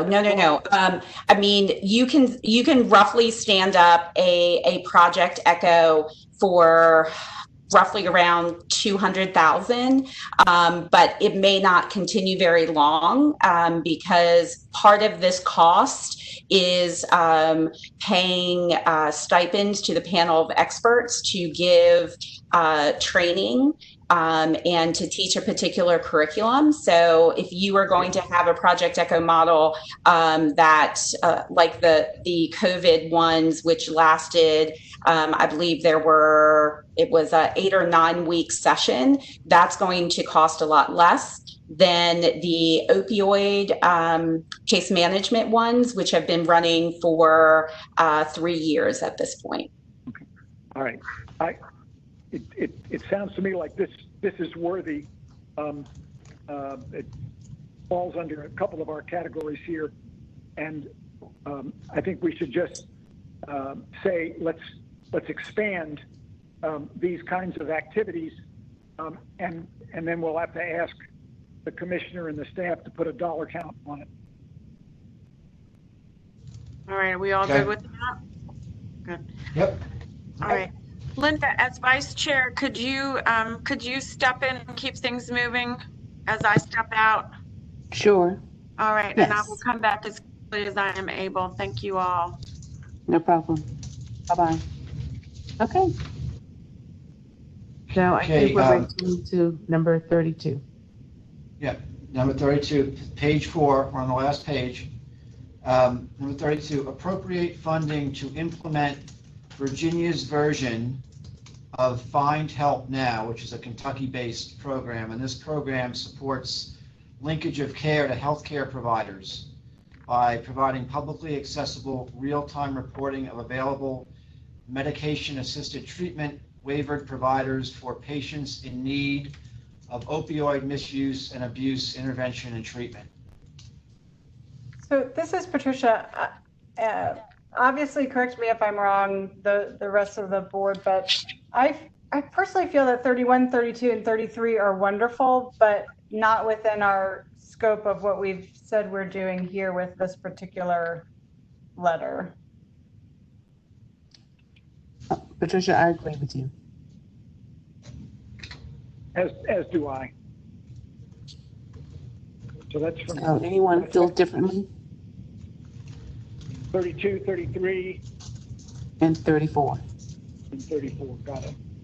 Although I'm not sure, 34, I feel actually warrants discussion because we've talked about one of our priorities being promoting telehealth and health information technology. So I think 34 we need to discuss it at least, but I would suggest taking out 31, 32, and 33. Well, I think we just approved 31. I know, but I'm going back on that. Madam Chair, does the board Does the subcommittee want to revisit number 31? Reconsider? No, I think we were just numbering it wrong. Okay. So 31 So 31, 31 stays in the block. 32 and 33 are out of the block, is that correct? Yes. Okay. I agree. I think it was Patricia said that 34 could be very important, but the only logical way to implement that is in schools. And obviously the schools aren't our purview, but it might be worth talking about how that we think it's important to be able to connect all citizens in some way through the internet for health reasons, and maybe that's the way to do it. Well, I think 33 and 34 support, I'm sorry, 34 and 35 will support each other because it's difficult to promote telehealth without having the broadband capability. Right. That's what, so I had suggested taking out 31, which is the echo, 32 and 33. I think we just decided to keep echo in. I just hadn't had a chance to speak about 31. So that was just, but we can leave it in if everybody else wants to leave it. Okay, so can we do this? What is the pleasure of the subcommittee on 31? I think And do we need to have a roll call vote on that one?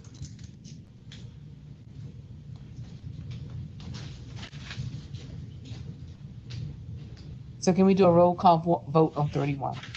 To leave in or to remove? So Alex, can you please call the roll on number 31? Sure. Mr. Kreitzer? Remove it. Okay. Mr. Edmondson? Leave it in. All right.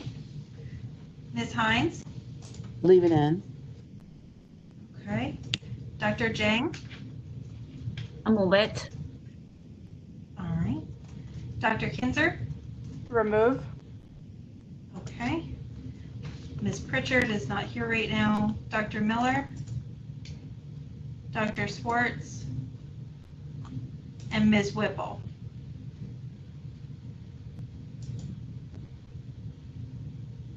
All right. Madam Chair, the vote was 2 to leave it in and 3 to remove.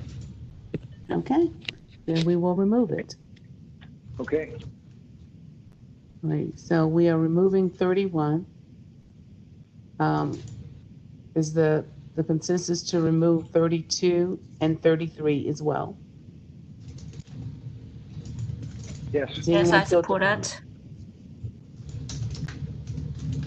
I support to remove the 32 and 33 and keep the 34.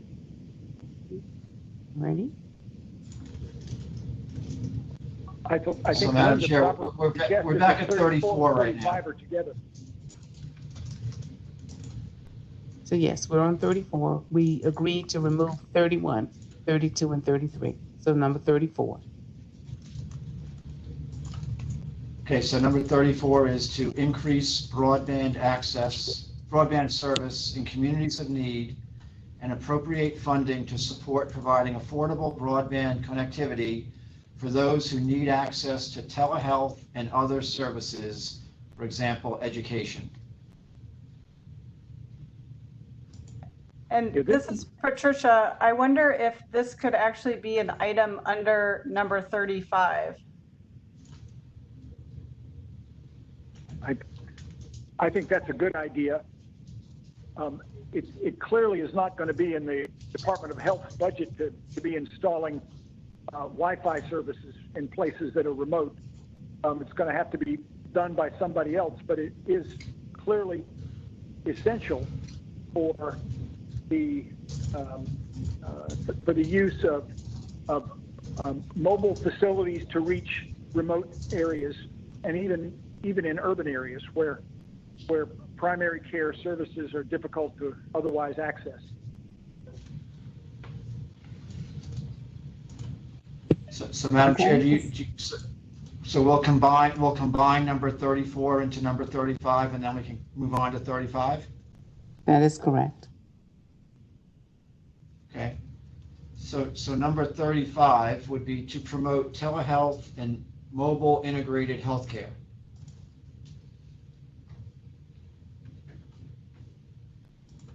Which would now incorporate increasing broadband service. Okay. I'm in support of this. I'm in support of all of the items. I know that this is beyond the purview of our board to figure out how to make this work, but we'll leave that to the experts. But I think that we have to push this and emphasize the importance of this. This is one of those things that really can be funded, I think, by parties other than the state. This is something that the major health systems need to help with directly. They're the ones who ought to be setting up these mobile clinics or something like that, staff them, and it's something that it ultimately will help their bottom lines. But even if it doesn't, they have such a role in delivering health services, and they've done it so unevenly, particularly to vulnerable communities, that this is one where the governor and perhaps this board really need to press the hospital systems to support it. So is it the pleasure of the group to leave it in?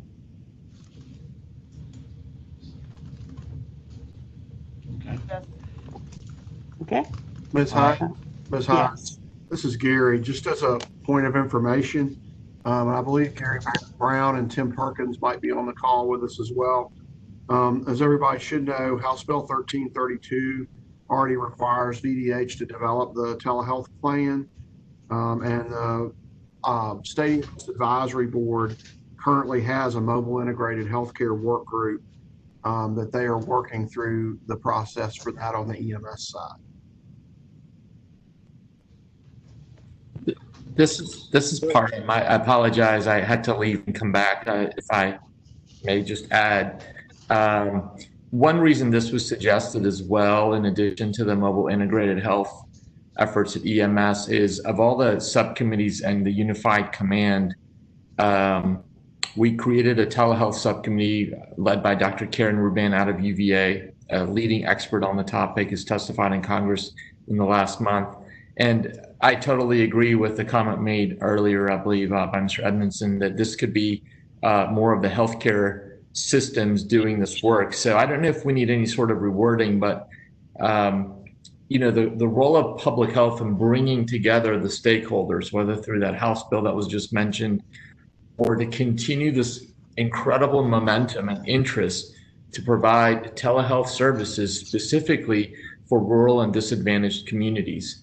As you all know, when we talk about health systems, I think one is extending the art of telehealth and getting the reimbursement for it. The second aspect, which we dealt with a little bit when we were rolling out the COVID check symptom, the symptom checker that some of you may have heard through Bowie Health, which allows an individual to go online, get some questions to determine whether they have COVID-19 symptoms or not, and then take an appropriate action. So free, the state's paying for it, only $1.50 for each of those surveys per person. The question became, how do we support telehealth in communities that are disadvantaged? How you can't really do telehealth if the individual does not have a cell phone or a mobile device that can do video teleconferencing. How do you get broadband to those communities? So as mentioned, there's a lot that goes well beyond VDH. I think this has wide implications from commerce and trade that was interested in the broadband issue to us, but where I saw public health was coming in and helping coordinate was I didn't always see that those healthcare systems and hospitals giving the same equity lens as we have in the Department of Health towards extending this service to some of the most disadvantaged areas. So we could think about this as a stepwise approach, allowing this new form of delivering care to first take hold in Virginia, making it happen where we can, and then consider those areas that need further assistance. But I just wanted to kind of put that plug in terms of where some of the real specific issues or challenges we have seen in the COVID response, at least when it comes to telehealth. Thank you. Thank you. Other comments? Just Jim again. I just think what we've got to do in remote areas is to somehow to mesh with the schools, which are likely to be a whole lot more accessible than clinics and hospitals, and to supplement it with transportation arrangements so people can get there for themselves and with their children to take advantage of telehealth.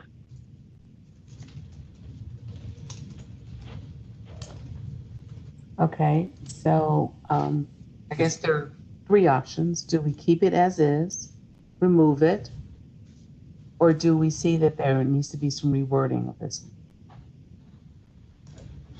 Madam Chair, this is Joe. Just to follow up on what Mr. Kreitzer said, he's obviously correct that there is the health department is at work right now with a lot of stakeholders on starting to develop a statewide telehealth plan, as we are required to by the General Assembly. So that I think that's important background for the board's consideration here. And we're required, that plan is required to address a wide range of issues. And I'm confident that knowing that work is going on, that even if the recommendation of the board were to remain fairly general and broad and high level, there's a lot going on that would, under the auspices of the health department, that will address a lot of issues. In that particular case, my recommendation would be to remove it. This is, I'm not sure that I am in support of removing it altogether, because I still think that we want from this committee there to be clear support for the efforts of VDH promoting telehealth and mobile integrated healthcare. So I would hesitate to remove it altogether. Okay. I agree. Okay. Yeah, I agree. The wording. Mm-hmm. Madam Chair, if I could just add, I know Heather Board is on. Mr. Edmondson offered a potential solution or a different idea. Again, I appreciate that this has been discussed and it's in the House bill, but the potential thought of helping improve our schools in being a place where telehealth services could be provided. So that would go hand in hand with a school-based health center concept as a medical home. And, that has been another area of interest within Virginia and really all over the U.S., specifically in rural areas. So one consideration could be for us to go back in the department to look at this language, and as Mr. Hilbert has provided, perhaps to revisit exactly what it is that we're doing and what are the gaps, and considerations such as taking this technology to a school-based center and serving the needs of that entire community rather than one individual at a time to provide them a service, certainly seems like a great idea. So maybe consideration of some revised language would be afforded here. Thank you. Thank you. Yeah, Trisha, I love that. suggestion. Yes. Great Yes, suggestion. good suggestion. Mm-hmm. Terrific. Okay. So it sounds like we're in support of taking that back and having some revised language. Thank you so much. Okay, number 36, provide subsidized transportation services to WIC clinic appointments to address barriers to participation.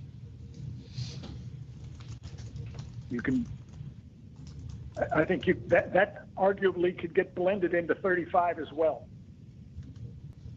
So one of the things that I do want to say is most individuals who are eligible for WIC are covered through either Medicaid expansion or FAMUS, and that is a benefit of those insurance plans.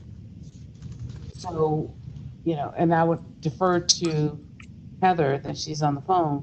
Are we seeing a large population that's not covered under those programs that would need to have the subsidized transportation? So this is Heather. Thank you very much for that. In conversations that we've had with DMAS, patients cannot use the transportation that is covered under Medicaid because there's the restriction that it has to be used only for medical or pharmacy related appointments. And so although we make an argument, travel to a WIC clinic would not be an allowable expense for the transport. So you know, maybe we actually do provide that service, and so maybe we're doing it as an enhanced benefit under transportation, but we do transport our members to their WIC appointments. And so maybe then it's a requirement to change the language for those programs to require them to provide transportation. But I think we have to tie it together some sort of way, because I don't see that as starting a brand new transportation. If you have transportation from your medical benefits, and then we add some other source for WIC, if there's somehow that can be a requirement under their current benefits.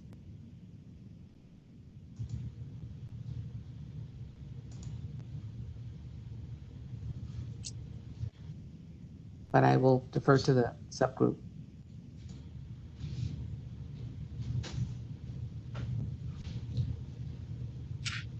Are there any other questions for Heather? So what I heard her say was that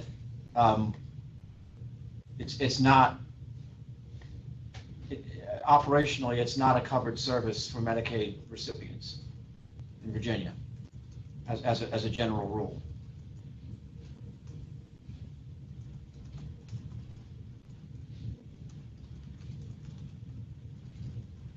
If that's the case, this is Patricia, if that's the case, then I'm in support of leaving it. Agree. So, but my question was, the way that this is written, should we change the language as we did with the vaccines for children to require DMAC to include that as a covered benefit? Oh, I see what you're saying. Mm-hmm. Heather, does that make sense? Yes, it does. Okay, thank you. So we'll leave that with some modification to the language. Okay. And then number 37, expand resources for the Virginia Walkability Action Institute to increase localities with implemented walkability improvement action plans supporting increased physical activity and safe modes of transportation through a coordinated infrastructure.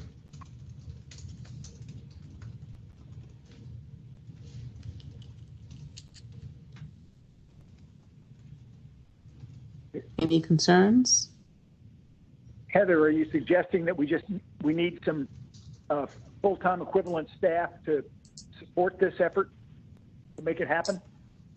So we currently have staff, and we have, for the past 3 years, offered funding to, I think we can usually only cover about 3 to 5 localities a year to partake in this collaborative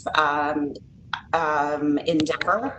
And so this would be expanding resources so that the current program could grow, and we could provide this opportunity to a greater number of localities at a time. Right. How does the money at the locality level get used? So the right now it is roughly a year-long program. The locality pulls together a team. It is not a tremendously high level expense. It helps provide for meeting opportunity and some local work in the area to identify their existing needs, come up with their improvement action plan, and then based on their improvement action plan, we have been able to provide them some funds for implementation of those improved action plans. They come to the table at times with some funds, but sometimes the full implementation of their plan is limited because of our limited resources. It sounds to me like we're not really talking serious budget numbers here, but this is the sort of activity that the health equity office and the expanded health equity staff ought to be focused on to try to increase physical activities, particularly in underserved or vulnerable communities.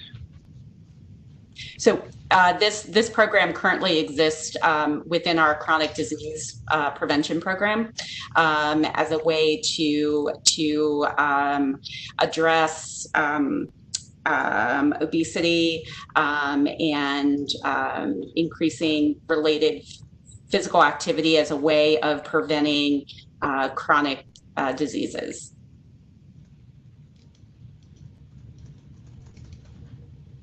I'm not sure it rises to the level of making it onto this list. Well, this is Patricia, though. I think, Jim, I know that we had talked in our previous meetings about trying to highlight safe alternative methods of transportation as a means of transport, not only for physical activity and addressing chronic disease, but also for accessing healthcare. And so if there's a way that these activities could increase access to healthcare, then I think that it should stay in. But it's only, we're not talking about getting people, 10 miles down the road to a mobile clinic or a school that might be offering such services. We're talking about walkability. That's what this thing says. Yes, but walkability is key for people feeling safe to access services that they need. And it's not just walkability, but it's also biking. And so creating a safe environment for people to access services in other ways than motorized vehicles. I agree that's important. I guess if we're thinking biking too, we ought to use the word. Heather, does this include biking or is this strictly walking? So it is open for localities to include biking. The main focus to date has been around walking, but there have been plans that have included both. And that's primarily because the Walkability Action Institute was modeled after a national chronic disease program that primarily focused on walkability. But there is definitely room to clarify that both options are valid. And is there an opportunity to partner with someone like Bike Walk Virginia, who already has that has a focus on biking and walking? Yes. So actually, for a number of years, there was. Bike Walk Virginia, a couple of years ago, transitioned primarily, they had a name change to just Bike Virginia. So their main focus has been on biking. But this particular work involves the bike and pedestrian coordinator at VDOT and a number of other both biking and walking stakeholders.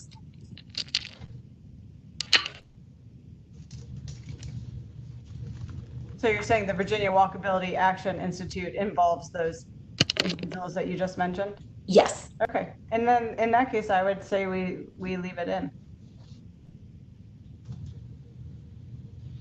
And perhaps maybe tweak the language so that it's highlighting not only increasing physical activity, but also I guess it does say safe modes of transportation, and maybe add the words to increase access for healthcare services. That's very doable. Does anyone have a different opinion? Who's okay with that, can support it with the addition of the language?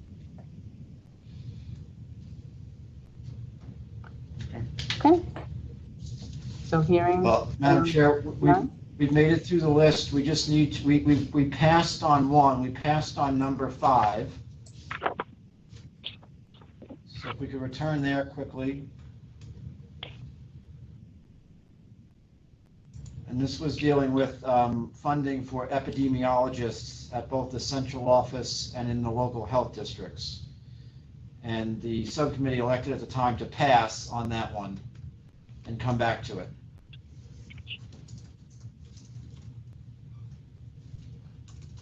Well, this is Patricia. I'll put my neck out. I think that maybe it's nice to dream big, but we have to be somewhat realistic here. And I don't know if as a subcommittee, we want to punt this back to our subject matter experts to determine the better number of individuals to ask for, or whether we just want to support, say, item number 1 here and strike item number 2.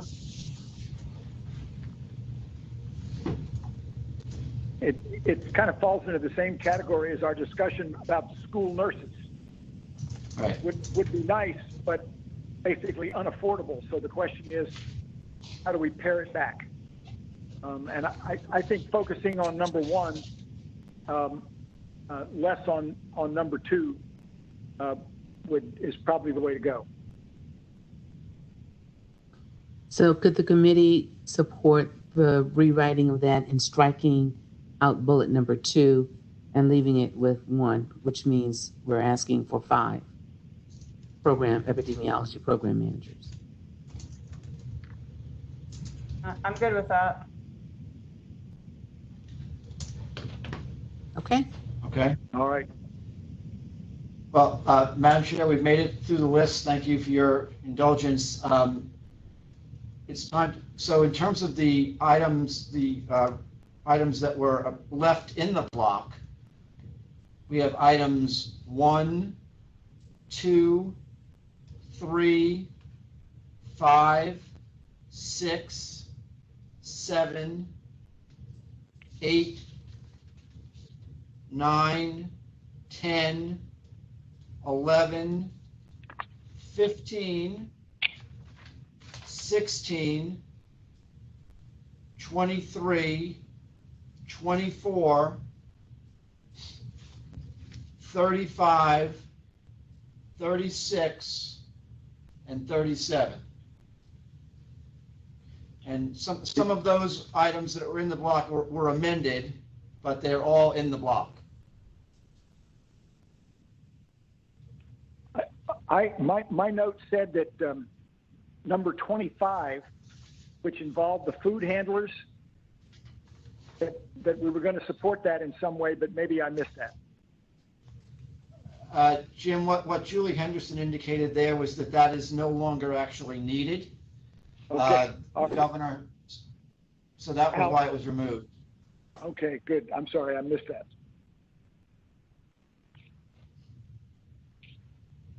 So, and we've got some blend. We had talked about some blending things like 34 would bleed into 35, and I mean maybe there were some other things too.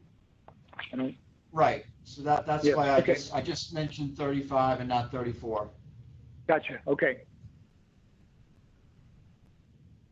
So, Madam Chair, would you like a roll call vote on the items in the block? Yes, please. Alex, call the roll. Mr. Kreitzer? Yes. Thank you. Mr. Edmondson? Yes. Thank you. Ms. Hines? Yes. Thank you. Dr. Jang? Yes. Thank you. Dr. Yes. Thank you. Is Ms. Pritchard back? Dr. Miller, Dr. Swartz, Ms. Whipple. Yes. Thank you. Madam Chair, the vote is 6 ayes and 0 noes. Thank you. So we have agreement of those items will stay in the block. And thank you, Madam Chair. And if we could, what would be helpful to us here is if we could just take a minute or two and get and walk through the draft letter that we have to the governor. Yes. I'll give you all a couple of minutes to look through that if you haven't had a chance to do it already.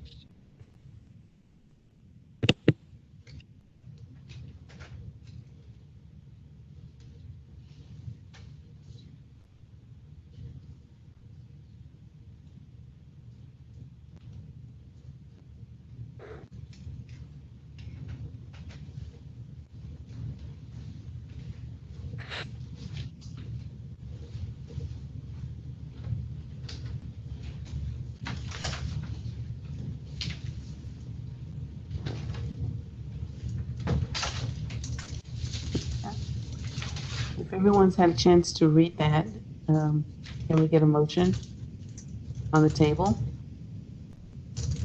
to approve the letter? This is Patricia. I so move. Second. Second. And second. Any discussion? I've got a couple of suggestions. Okay. I know you're all shocked by that. In the first paragraph, I would suggest that we acknowledge that we've known about the health outcome and delivery disparities for a long time, in a way, it makes the underfunding to correct them unfortunate, or the more unfortunate. But it's not like this is a shock to us as a result of COVID-19. And I'd reword that first paragraph to include what I just said. And among the 10 separate items on the second page, I think some of them are now able to be blended. For example, 8 and 9. 9 is really a subset of 8. I mean, we want to find ways to increase access, including some new tools, which would be part of 9. And I'm not sure I like the phrases in 1 and 2 called strengthening the infrastructure. I'd say we've got to get people immunized in a much better way than I just said that. But it's not about infrastructure. It's like getting people immunized. And in the second system, it's about making the information systems better. I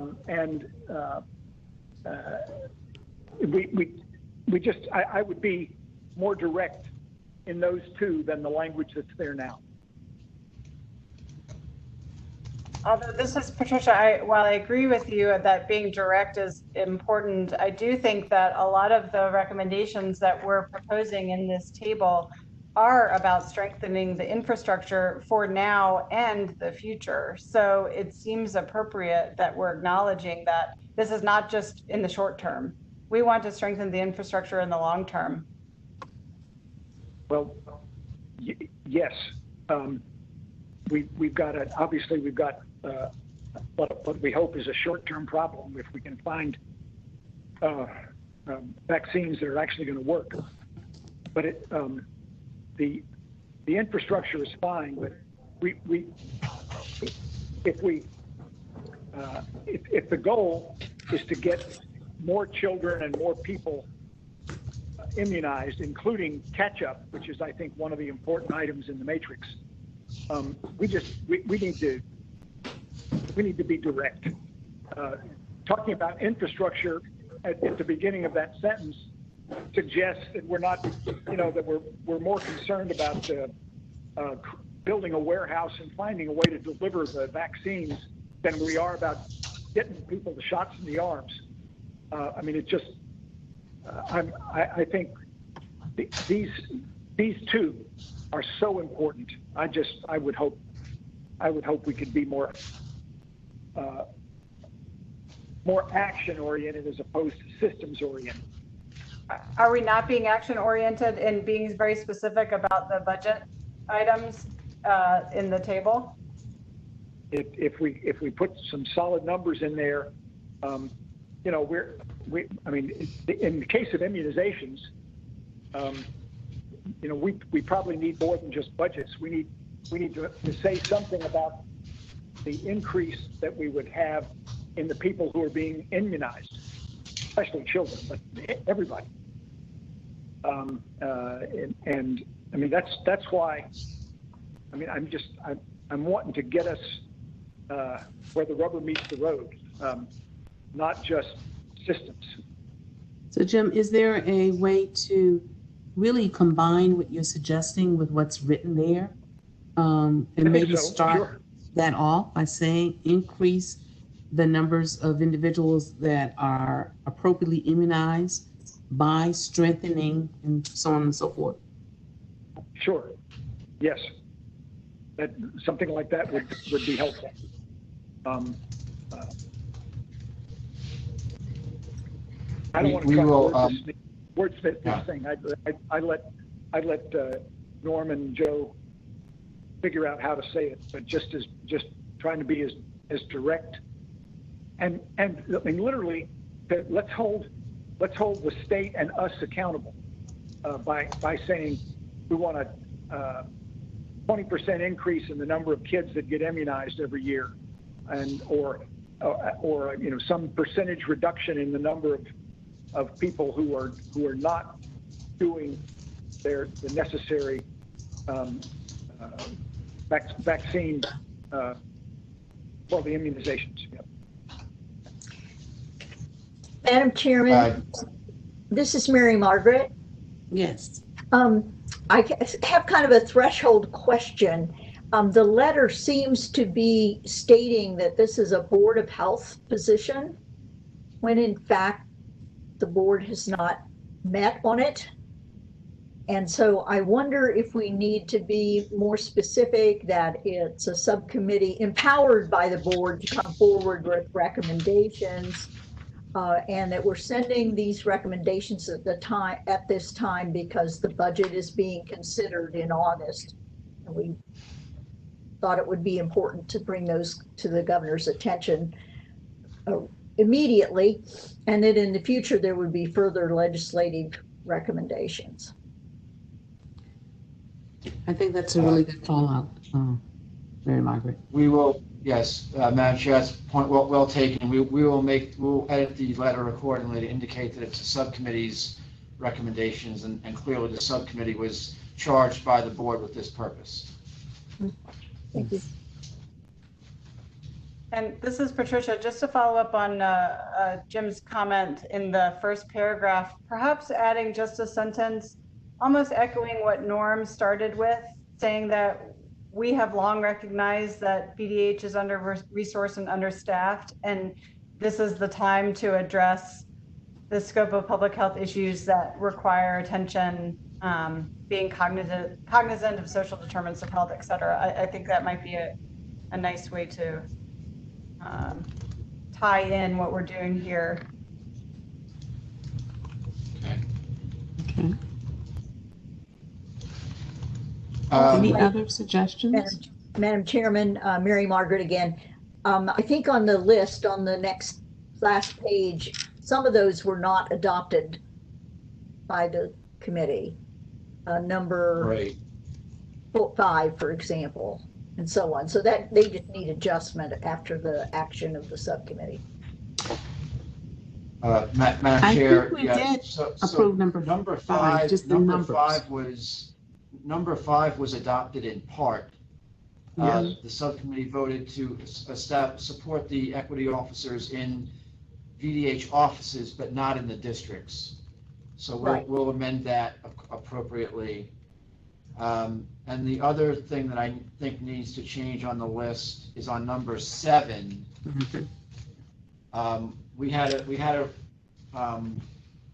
It was item 26 on the matrix, which was talking about the essential workforce, which was taken out of the block. So I think appropriately, probably on number 7, we should delete the phrase "and other essential workers." Yep.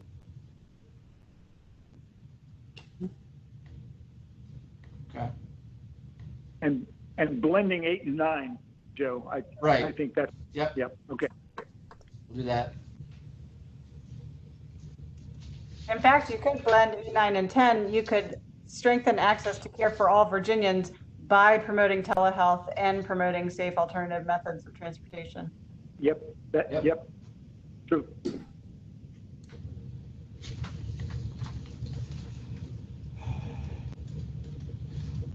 Well, Madam Chair, I appreciate all the edits. This was very helpful. So do we need to amend the motion to take into consideration the edits? I think what would be appropriate would be just a motion and a vote on the draft letter as amended. Okay. With the understanding that we will amend the letter and we will send it back out. We'll send it back out to Faye. We'll send it to the entire subcommittee. I will send it to the entire subcommittee for their review. With the admonition that when you respond to it, don't reply all. Okay. I move that we accept the letter and subsequent table as amended. Second? Second. Okay. Thank you for the motion and the second. Any additional discussion before going to the vote? Okay, hearing none. We're ready for the roll call vote. Mr. Kreitzer? Yes. Thank you. Mr. Edmondson? Yes. Thank you. Ms. Hines? Yes. Dr. Jang? Yes. Thank you. Dr. Kinzer? Sorry, my dog voted yes, and I voted yes also. I will group those as one vote. Thank you. Ms. Pritchard? Is she back? Dr. Miller? Dr. Swartz? And Ms. Whipple? Yes. Thank you. Madam Chair, the vote is 6 ayes and 0 nays. Thank you so much for that. Okay, Joe, what else do we have on the agenda? I'm sorry, I don't have it in front of me. If there's any other business to come before the subcommittee. Any other business? I would ask if, do we feel that we have everything tied up that we want to present, or do we need to have another meeting of this group? Madam Chair, I don't think another meeting is needed. What I will do, just again a clarification, we will send out a revised letter, a revised draft letter, and a revised draft matrix to the subcommittee for your review. We'll get that out early next week. Ask for your final thoughts and review, and then having heard from everyone, we will then get it in final form for Faye to sign and to send to the governor. Fantastic. And this, of course, will be on the agenda in September to update the full board. Correct.